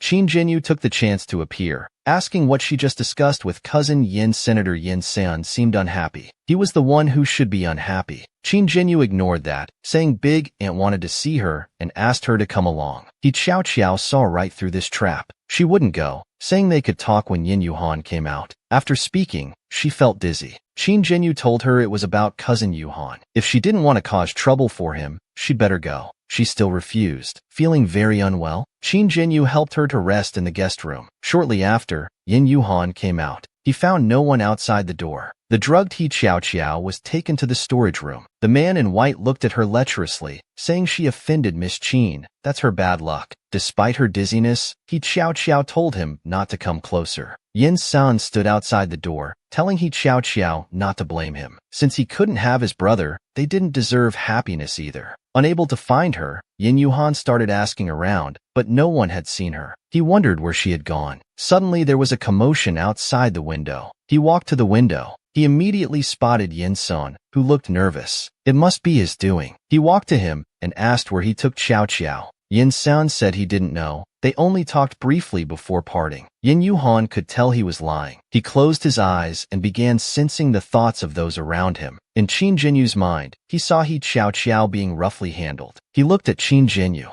Qin Jinyu felt something was wrong and asked what's the matter. Yin Yuhan told him to confess. He played dumb, claiming not to know what happened. Yin Yuhan unleashed his power. An invisible force sent everything flying around them. Even the stove exploded. Qin Jinyu had never seen such power. He immediately revealed He Qiao Qiao was in the storage room by the stream, drugged. He Qiao Qiao was still desperately resisting Yin Yuhan. Finding a secluded spot, he teleported next to the thug and knocked him flying with one punch. He Qiao Qiao was still immersed in fear. Yin Yuhan held her, telling her everything was fine now. He Qiao Qiao said she felt very unwell. Yin Yuhan kissed her directly. He suddenly remembered what his subordinate said about falling in love. He immediately pushed He Qiao Qiao away. He placed his hand on her forehead and neutralized the drug's effects. Back in the courtyard, everyone was stunned by the chaotic scene. They suspected Yin Yuhan had learned some special abilities. Yin Sin found it strange too. He was upstairs just now, How did he instantly appear in the garden? Was he seeing things? But what about the exploded stove? The butler finally found the cause. The stove's plug was wrongly connected, causing overheating and explosion. Are you sure it was the stove? The butler was certain, but he still didn't quite believe it. How could this be? Everything was blown away, and the stove exploded. Big Ant saw two people coming from upstairs. It was Yin Yuhan. They stared at each other with Big Ant. Big Ant told them not to act rashly. He Chow Chow looked at Yin Yuhan and said she'd handle it. She walked up to them and stared intensely. Xing Jinyu put on a fake expression, angry that he Chow Chow dared to glare at her. Big Ant asked who gave her permission to look at her daughter with such disrespect. She changed her expression to a gentle one, asking Xing Jinyu if they could talk. Seeing he Chow Chow so calm, she thought it wasn't worth making a big scene. He Chow Chow immediately slapped her hard. She was shocked that he Chow Chow dared to hit her and use such methods against her. This slap was interest owed. Big Ant couldn't swallow this insult and prepared to strike back. Just as she was about to act, he Chow Chow blocked her. She only slapped her daughter once, yet she's this angry. Big Ant was somewhat frightened by he Chow Chow's fierce look. She was completely different from the girl who used to follow Yin Sin. Her daughter drugged her and tried to have her violated. Should she kill her daughter then? Big Ant adamantly denied her daughter did such things. He Chow Chow was disappointed that Big Ant, who usually ruled the Yin family, couldn't distinguish right from wrong and protected criminals. Yin Yuhan's secretary rushed over, bringing the man from earlier. Yin Yuhan told them this was their evidence. Qin Jinyu panicked and cursed He Chow Chow for being shameless, saying when cousin Yin San rejected her, she went after cousin Yuhan and was still pursuing Yin Senator disgusting.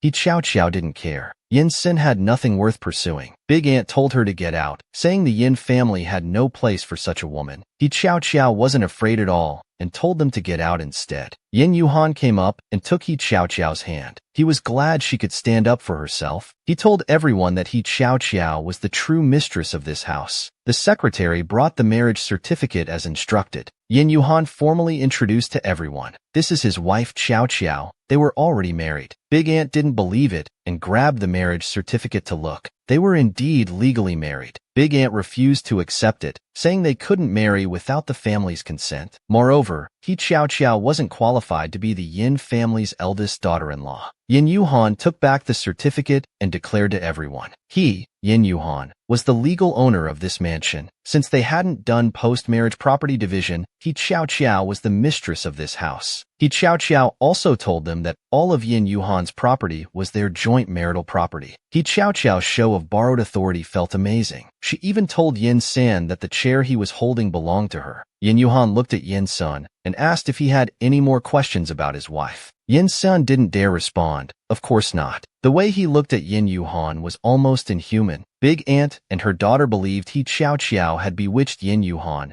and told him to wake up. Yin Yuhan gave them 2 days to move out of the Yin mansion, saying there was no room for people with ulterior motives. Big Ant was shocked that he would drive her out. She had managed the mansion for over 10 years and said he had no right to do this. Yin Yuhan's people brought the strong man from earlier, saying her daughter could go to jail instead. She had no choice but to beg him not to. The scene returned to Lanwan Villa. Yin Yuhan received a call from grandfather. He told grandfather it was indeed him. Grandfather said to keep family matters private and have Jinyu apologize to Chow Chow to minimize the issue. Yin Yuhan conveyed grandfather's thoughts, asking Qin Jinyu to apologize and let the matter pass. He Chow Chow refused to let it go, given how vicious they were. If Yin Yuhan hadn't appeared in time, she would have lost her innocence. Yin Yuhan immediately agreed to do as He Chow Chow wished. She hadn't expected Yin Yuhan to change his mind so quickly. Wouldn't he be defying grandfather's orders? He Chow Chow suggested letting it go since they were family. Yin Yuhan wondered why she gave up so quickly. She told Yin Yuhan not to worry and she'd handle them herself. As she was his wife, whatever she did would ultimately reflect on him.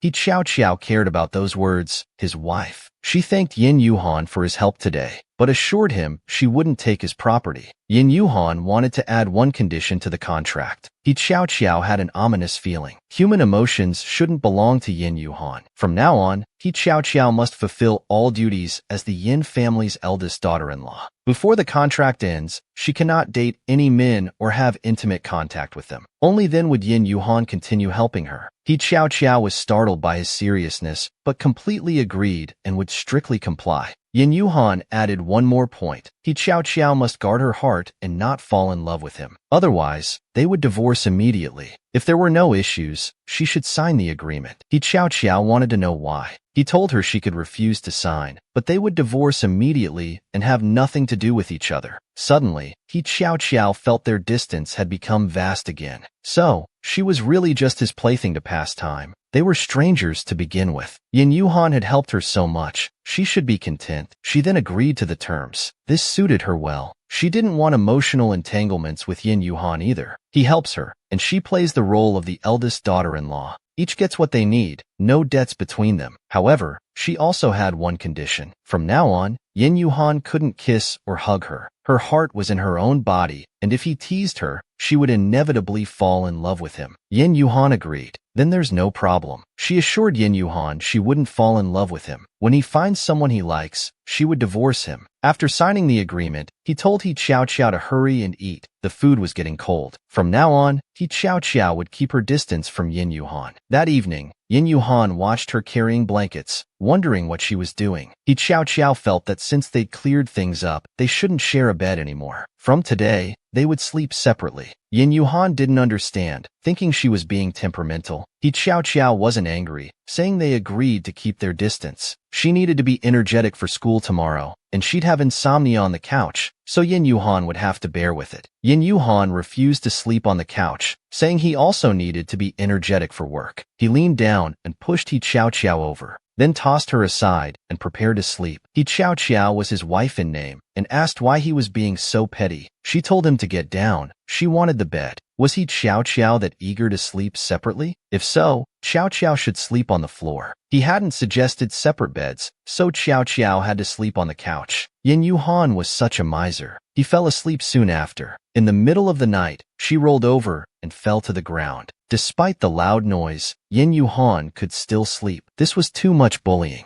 She crawled under the covers. Yin Yuhan made so many demands, but wouldn't even let her have the bed. After she fell asleep, Yin Yuhan slowly turned. He felt sorry for He Xiao Xiao, but this was just a business exchange. He Xiao Xiao turned again, about to fall off the bed. Yin Yuhan quickly steadied her without waking her up. Back under the covers, He Xiao Xiao started sleep-talking, calling Yin Yuhan a big meanie. She also mentioned her ex-boyfriend William's name. The scene shifts to the study room the next day. The assistant began reviewing materials. Jealousy is a normal psychological response, a different expression of love and care. Subconsciously, it's a form of protection from emotional possession and fear of loss. Yin Yuhan told him to shut up, swatting away his behavioral psychology book. Yin Yuhan suddenly added a clause restricting He Xiao Xiao's interactions with men. According to humans, this is called jealousy. He didn't like He Xiao Xiao's past relationship with Yin Sen. The assistant asked if he disliked He Xiao Xiao and Yin Sen's past relationship. He never intended to have any outcome with He Xiao Xiao. Talk of jealousy was nonsense. He just didn't want her causing trouble. The assistant was helpless, asking what purpose King Yin had called him for this time. He took out a list and told the assistant to follow what was written on it. He looked at it. It was about Qin Jinyu. Isn't that his cousin from the human world? The scene shifts to a bar. The assistant was shocked. Qin Jinyu was so rich, yet she became a stripper. Rich people just love excitement. He showed a smug smile. Scene changes. Yin Sen's mother tells the eldest aunt that now the most important thing is to prevent He Xiao Xiao from having Yuhan's child. The divorce matter can be dealt with later. The eldest aunt agreed. This girl had managed to win over Yuhan. She was too cunning to be underestimated. At this moment, the TV began broadcasting news. Early this morning, police raided a high-end entertainment venue.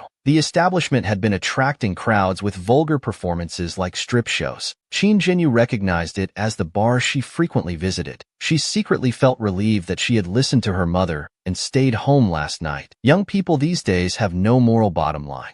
They do anything for money, just like that He Xiao Xiao. Unlike their Jinyu who's so obedient. Suddenly, the TV showed footage of Qin Jinyu at the bar. The eldest aunt asked what was going on. Qin Jinyu insisted it was impossible. She was sleeping in her room last night. It couldn't be her. The eldest aunt slapped her for continuing to lie, then told everyone that family shame must not be spread. The elderly master was too old to handle such shock. If she found out who spread this, she wouldn't let them off. The scene returns to Lanwan Villa. He Xiao Xiao woke up to find herself hugging Yin Yuhan again. Fortunately, he wasn't awake. She quickly pulled away, preparing to get out of bed. Yin Yuhan grabbed her then, saying she had violated yesterday's agreement. He Xiao Xiao immediately apologized, saying it was her bad sleeping posture and it wouldn't happen again. Yin Yuhan said it better not. After speaking, he got up to shower. Only then did he Xiao Xiao realize what true coldness and neglect felt like. After showering, Yin Yuhan came downstairs but couldn't find He Xiao Xiao. So he asked Butler Lu where she went. Butler Lu told him He Xiao Xiao said she wasn't hungry and had already left for school. Yin Yuhan was a bit angry. He said if she doesn't eat, the butler just lets her skip meals. From now on, if she doesn't eat breakfast, she's not allowed to go to school or step out of the house. He remembered their previous meals together. Without He Xiao Xiao, Yin Yuhan felt something was missing. He asked Butler Lu if she drove herself or if the driver took her. She wanted to exercise, so she walked to take the bus. It's a long distance from home to the bus stop. As the butler, he should have better judgment. How could such a mistake occur? He started putting on his clothes to go out. If something happened to the young madam, could Butler Lu take responsibility? He felt very sorry and said he'd send someone after her. Yin Yuhan stopped at the door and told Butler Lu to forget it. If He Xiao Xiao wants to walk, let her walk. The butler was confused. The young master was usually so self-controlled. Why was he so moody today? The scene moves to a bus. It's very crowded inside. He Xiao Xiao regretted it. If she had known, she would have taken Butler Lu's car. Suddenly, a sound came from behind. A girl was being harassed. With so many people around, she was too afraid to ask for help. He Xiao Xiao couldn't stand it anymore. She went up and punched him in the face. The scene returns to Huanyu Group. Yin Yuhan was reviewing company matters. Nothing seemed right to him. He ordered everything to be redone. The manager asked if he wasn't in a good mood. He told the manager his personal matters were not of concern to anyone in the company, including him. The manager verbally agreed, but thought to himself whether the CEO had fought with his girlfriend. Suddenly, Yin Yuhan's phone rang. The police told him his wife Xiao Xiao was at the police station, arrested for assault. After hearing this, he immediately stood up, telling the manager to cancel the 10 o'clock meeting. He left in such a hurry he didn't even take his coat. Yin Sin, seeing his brother like this, determined this person couldn't be his brother. Then he walked straight into the CEO's office. The scene moves to the interrogation room. They were surprised. It's He Xiao Xiao again.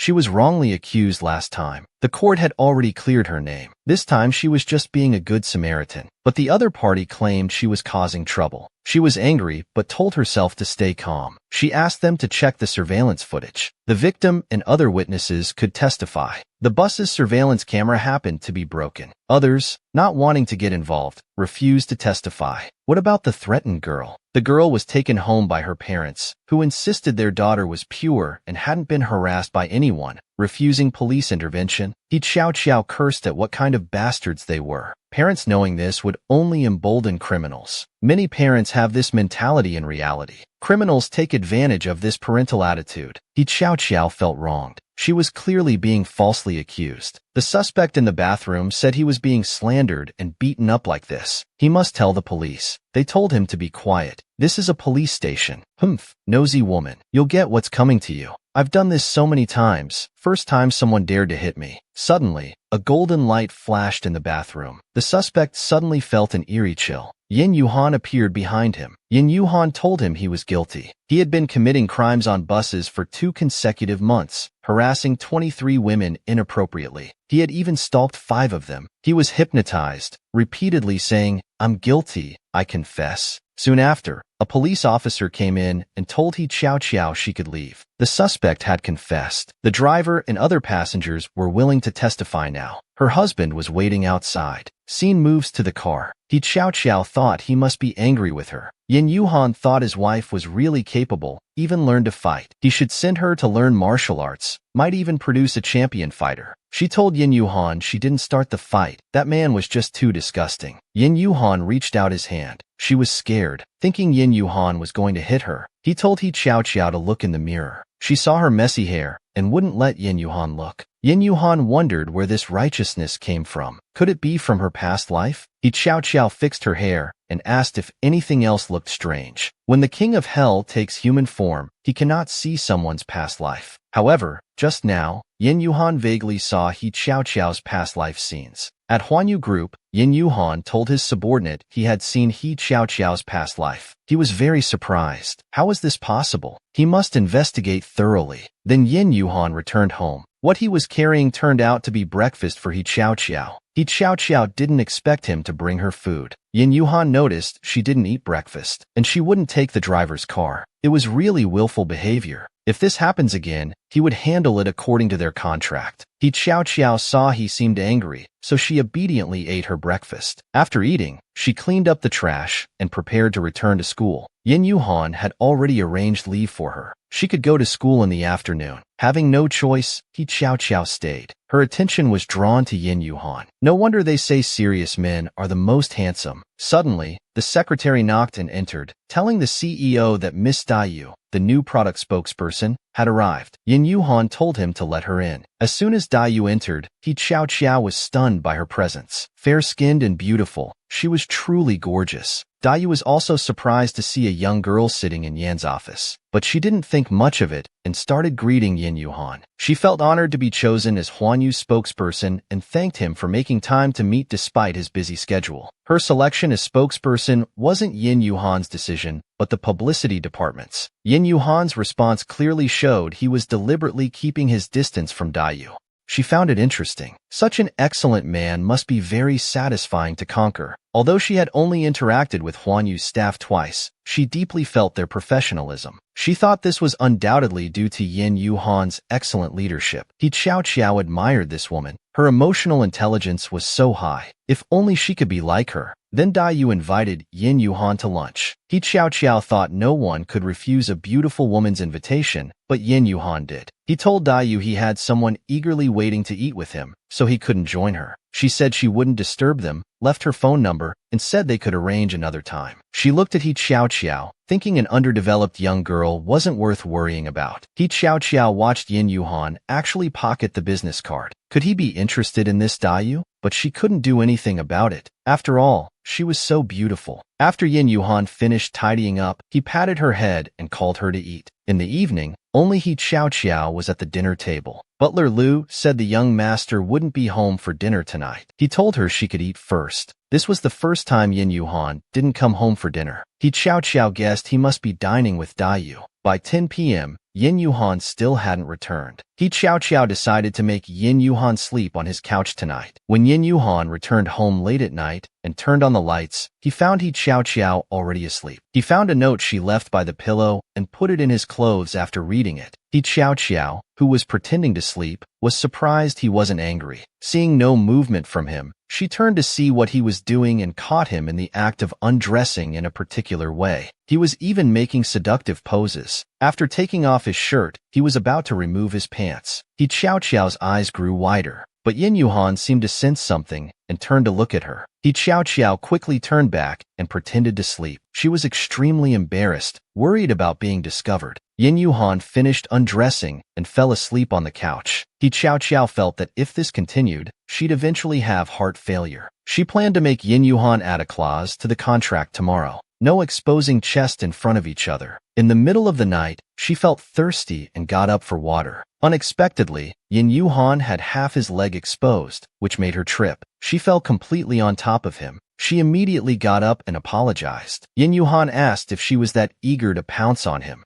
I did not. Don't talk nonsense. I was just thirsty and getting water. Your leg tripped me. Then she asked him to let go so she could get up. But when she moved, something felt wrong. Her arm had no strength. She asked Yin Yuhan to help her up. He asked what exactly she wanted. She hoped Yin Yuhan would put his clothes back on. Yin Yuhan asked her to repeat what she wanted. He Xiao told him she was thirsty. Yin Yuhan directly kissed her. This was their second time, but He Xiao felt this time was different from the last. They had violated the rules. Yin Yuhan said He Xiao was the one who pounced on him. He Xiao said it wasn't intentional. Yin Yuhan stood up. Since he was sleeping on the couch and she tried to pounce on him, they might as well sleep together. She was angry that Yin Yuhan always showed off his body without clothes, so she left the bedroom. His subordinate followed closely and appeared through a portal. Yin Yuhan asked if he had found anything out. The subordinate said not yet. Yin Yuhan thought the underworld was still dangerous. The subordinate just felt the king of hell's emotions were very unstable, so he came to check. Yin Yuhan told him it was just human physiological reactions. His rationality hadn't disappeared. The subordinate didn't understand, asking if his lord would be like this with other women too. Yin Yuhan got annoyed and waved his hand, closing the portal. Before leaving, the subordinate reminded him not to fall for humans. He fell into deep thought, wondering if he would be like this with other women. The next afternoon, Ying made plans with He Xiao Xiao to treat her to a meal, but she didn't have much money, so they could only have fast food. Xiao Xiao didn't mind, saying she actually wanted fast food, but suddenly she looked toward the street. She saw Yin Yuhan sitting in a cafe by the road. She told Ying that she met an acquaintance today, so she didn't need to treat her and would go freeload instead. When Ying turned around, she saw Yin Yuhan and thought he was incredibly handsome, amazed that He Xiao Xiao knew such a high-quality man. Just as He Xiao Xiao was about to say hello, a car blocked her view.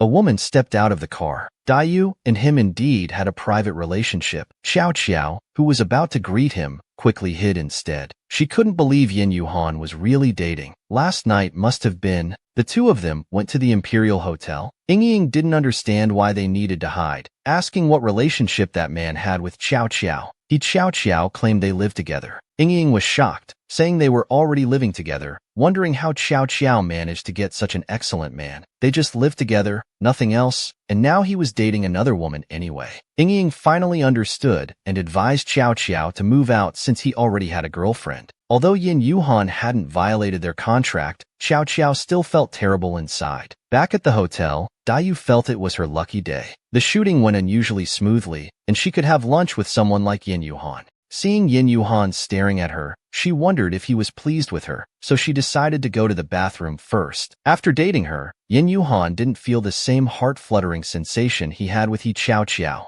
Dayu went directly to the front desk and booked a presidential suite. After getting the room key, she returned to the dining table. It seemed conquering men still required the most primitive method. Dayu had another shoot in the afternoon, so to maintain her best condition, she booked a room to rest. Yin Yuhan wanted to verify something, so he went along. In the room, Dayu complained about her sore waist. Yin Yuhan asked Miss Dai what she really wanted. Seeing he was so oblivious to her hints, Dayu decided to take the initiative. She embraced him and was about to undress when Yin Yuhan told her to show some self-respect. It felt different from before. His heartbeat remained steady. Dayu touched his face again. He immediately pushed Dayu away. Yin Yuhan told her the difference between humans and beasts is the ability to control their bodies with their minds. Then he left the room directly. Dayu was disappointed that Yin Yuhan had called her a beast. She returned home and asked Uncle Lu if Xiao Xiao had come back. The young madam had returned early, saying she was tired from shopping and wanted to sleep, asking not to be disturbed. Soon it was dinner time. Seeing He Xiao Xiao hadn't come down to eat, he got a bit angry. He went upstairs directly to find her. When he reached the room, she wasn't there. It seemed she was throwing a tantrum again. After thinking for a moment, he found her in the storage room. Was Xiao Xiao pretending to be a cat? She seemed addicted to sleeping in the storage room. He picked up Xiao Xiao. She smelled something different and gradually woke up. Wasn't Yin Yuhan supposed to be on a date with Dayu? She was sleeping just fine, and Yin Yuhan carrying her violated their contract. He should go hug his Dayu instead. Yin Yuhan thought she was right and put her down. He told He Xiao Xiao that where she slept wasn't his business. Was Yin Yuhan planning to get rid of her? He Xiao Xiao chased after him, asking if he was dissatisfied with her. He told He Xiao Xiao to stop making a scene. He Xiao Xiao feared losing control and crossing their emotional boundaries, but in Yin Yuhan's eyes, she was just being unreasonable. She asked Yin Yuhan to explain what she should do to not be considered troublesome. Yin Yuhan pushed her away, telling her to look at herself, saying she looked awful. He Xiao Xiao was hurt after hearing this. She finally heard Yin Yuhan's true feelings. Yin Yuhan didn't know what to say. He Xiao Xiao bowed and apologized, begging him not to be angry. She was just tired today and couldn't control her emotions. She would be more careful in the future and asked him not to drive her away. Yin Yuhan didn't understand what was going through this woman's mind. He Xiao Xiao suggested they stop pretending to be in love at home to avoid emotional exhaustion. When Yin Yuhan heard emotional exhaustion, he stopped caring and said whatever. After he left, He Xiao Xiao curled up and started crying. Yin Yuhan was just pretending. His heart started aching when he heard He Xiao Xiao's cries. Early the next morning, Yin Yuhan found Xiao Xiao collapsed on the floor when he went out. He carried Xiao Xiao back to bed and felt her forehead. She had a cold. He asked the butler to inform his secretary he'd be late to the office, and to call the family doctor. The butler immediately went to do so. When Xiao Xiao said she was thirsty, Yin Yuhan immediately turned to get water but was pulled back. He Xiao Xiao mumbled in her daze, asking him not to leave her. Seeing her so vulnerable, Yin Yuhan began expressing his true feelings. He said he wouldn't leave He Xiao Xiao and sat beside her. He directly brought her a glass of water to drink. At this time, He Xiao Xiao began having nightmares, remembering her mother being abused when she was young. Seeing her suffering so much, Yin Yuhan entered her dream. Her father cursed her as a demon child while Xiao Xiao cried, just wanting her mother. Then Gu Xiangyi, that evil woman, appeared, telling Xiao Xiao she would be her mother from now on. Xiao Xiao struggled and told her to go away. What an ungrateful wretch. We've been so good to He Xiao Xiao, but she defied us for some shares. Her father then raised his hand to hit her. Yin Yuhan stopped him. He told them to get lost immediately. All three were swept into a vortex and disappeared. He hugged Xiao Xiao, telling her not to be afraid, that he would protect her. Little Xiao Xiao asked worriedly if he was telling the truth. Yin Yuhan picked her up, saying of course it was true. The secretary brought medicine and told the CEO that everything was fine now. She would recover soon. He Xiao Xiao opened her eyes, preparing to get up. Yin Yuhan told her to sleep more. She suspected Yin Yuhan had carried her back to the room. Looking at her clothes, she asked who changed them. Yin Yuhan told her everything honestly. He carried her back and changed her clothes. He Xiao Xiao accused him of being a pervert. Hearing this, he became more enthusiastic. He gradually moved closer to He Xiao Xiao, his intentions unclear. Of course, I'm being a pervert. He Xiao Xiao was his wife, so it wasn't wrong for him to be a little perverted. She repeatedly emphasized they were only in a contractual relationship and Yin Yuhan was violating the contract. Hearing this, he immediately decided to terminate the contract. He Xiao Xiao didn't understand. He told He Xiao Xiao to sleep more, saying he had an important meeting. He Xiao Xiao was confused. Yin Yuhan was dating Dayu and now terminating their contract. Was he going to marry Dayu? She had to get answers today. The scene shifts to Huanyu Group. He Xiao Xiao burst in but was stopped by the receptionist, who looked at her poor appearance and said no entry without appointment. He Xiao Xiao said she was here for Yin Yuhan. The receptionist found it even more amusing. Meeting the CEO required an appointment. This woman was trying to climb the social ladder. Their CEO wasn't someone just anyone could meet. She'd seen many vain girls like He Xiao Xiao before. Look at yourself and leave quickly, or I'll call security. She was aggressive, and He Xiao Xiao told her that as a receptionist, she represented the company's face, and her current behavior was damaging Huanyu's image. She couldn't be bothered to argue with He Xiao Xiao and told her to leave. Suddenly, a lady approached the front desk. It was Miss Dai. The receptionist immediately welcomed Dayu respectfully. The stark difference in treatment made He Xiao Xiao furious. Dayu watched her being treated poorly, thinking she was indeed worthless. Dayu was an invited guest. The receptionist believed she must be the future CEO's wife and let her in. He Xiao Xiao asked why Dayu could enter without an appointment while she couldn't. The receptionist directly told her that Dayu was the CEO's girlfriend. He Xiao Xiao's worst fear came true. They were really together. In Yin Yuhan's office, he asked Dayu why she came today. Dayu felt there was a misunderstanding last time and wanted to invite President Yin to watch a movie and talk things through. Yin Yuhan was puzzled, wondering if Miss Dai mistakenly thought she was charming enough to have caught his interest. Dayu had thought so, not understanding what Yin Yuhan was thinking. The secretary suddenly entered, saying they saw Madam downstairs. Hearing Madam, Dayu was surprised to learn Yin Yuhan was already married. The scene returns to the lobby, where the receptionist was still trying to make Xiao Xiao leave. She refused to leave, instead sitting down and telling the receptionist she had no right to drive customers away. She would wait for Yin Yuhan to come down. The receptionist couldn't stand it anymore. She'd never seen someone so shameless, so she wanted to drag her out. Yin Yuhan appeared behind them as the receptionist told He Xiao Xiao to get lost. You're affecting our company's image. image. Yin Yuhan was angry that the receptionist dared to tell the CEO's wife to get out. He Xiao finally saw him and asked what he meant. He was the one who wanted to marry, and now he's terminating the contract as he pleases. This is too much. If you want a divorce, fine. I can manage on my own. Yin Yuhan directly embraced her. He carried her away on his shoulder. In the elevator, they happened to meet Yin San and others.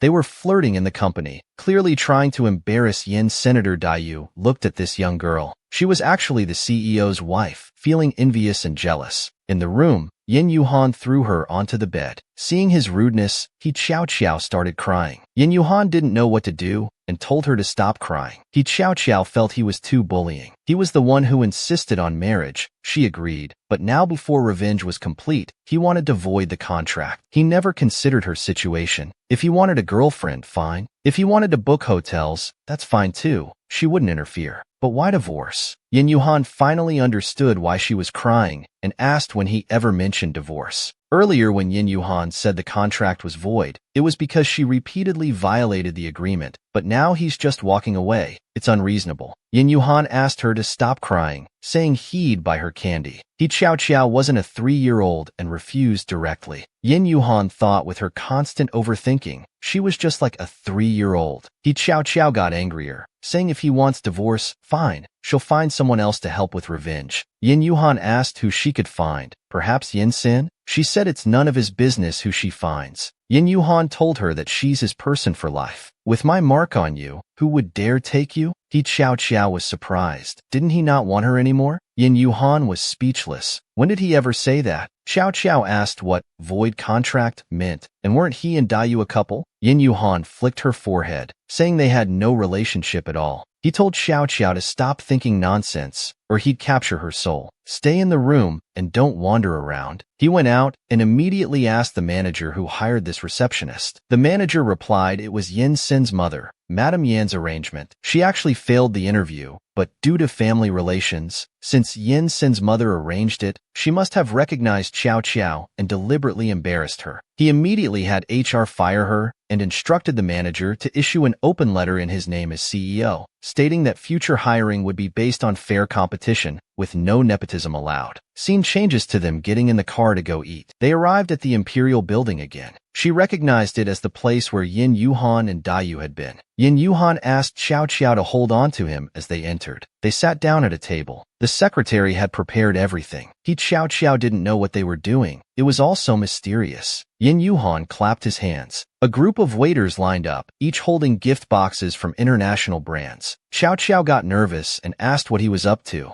These are all for you. He Xiao had never seen so many brands in her life. Yin Yuhan heard that when you make a woman angry, you need 100 gifts to make her happy. I wonder if my dear wife has calmed down? He Xiao told him to stop, saying anyone would fall for him like this, asking what he really wanted from her. Yin Yuhan suggested she do a striptease at home tonight. He suddenly remembered the news on TV about that stripper being Qin Zhenyu. He thought Yin Yuhan would listen to his grandfather. No wonder Qin Zhenyu had been so well behaved lately. He was so handsome. Yin Yuhan felt relieved seeing her so happy. The nearby waiters started discussing, thinking Mr. Yin was with Dayu. The comparison was striking. Dayu hadn't even gotten close to Mr. Yin. They were in the room for less than 10 minutes. He deliberately brought He Xiao here to clear up the misunderstanding. Then, Yin Yuhan asked Xiao if she still wanted to be his wife. At this moment, He Xiao felt she had no other choice. Yin Yuhan could easily make her heart race. She felt she had truly fallen in love with him. She stood up. Yin Yuhan thought she was angry again. She explained she just got something in her eye. She planned to escape to the bathroom, almost showing her pathetic side. Yin Yuhan discovered something about her. Her body was emanating death energy. In the bathroom, He Xiao tried to clear her mind, thinking someone like Yin Yuhan would never like her. The temperature suddenly dropped. She felt cold. Yin Yuhan told her to get away quickly. The chandelier above crashed down. He dove and saved He Xiao.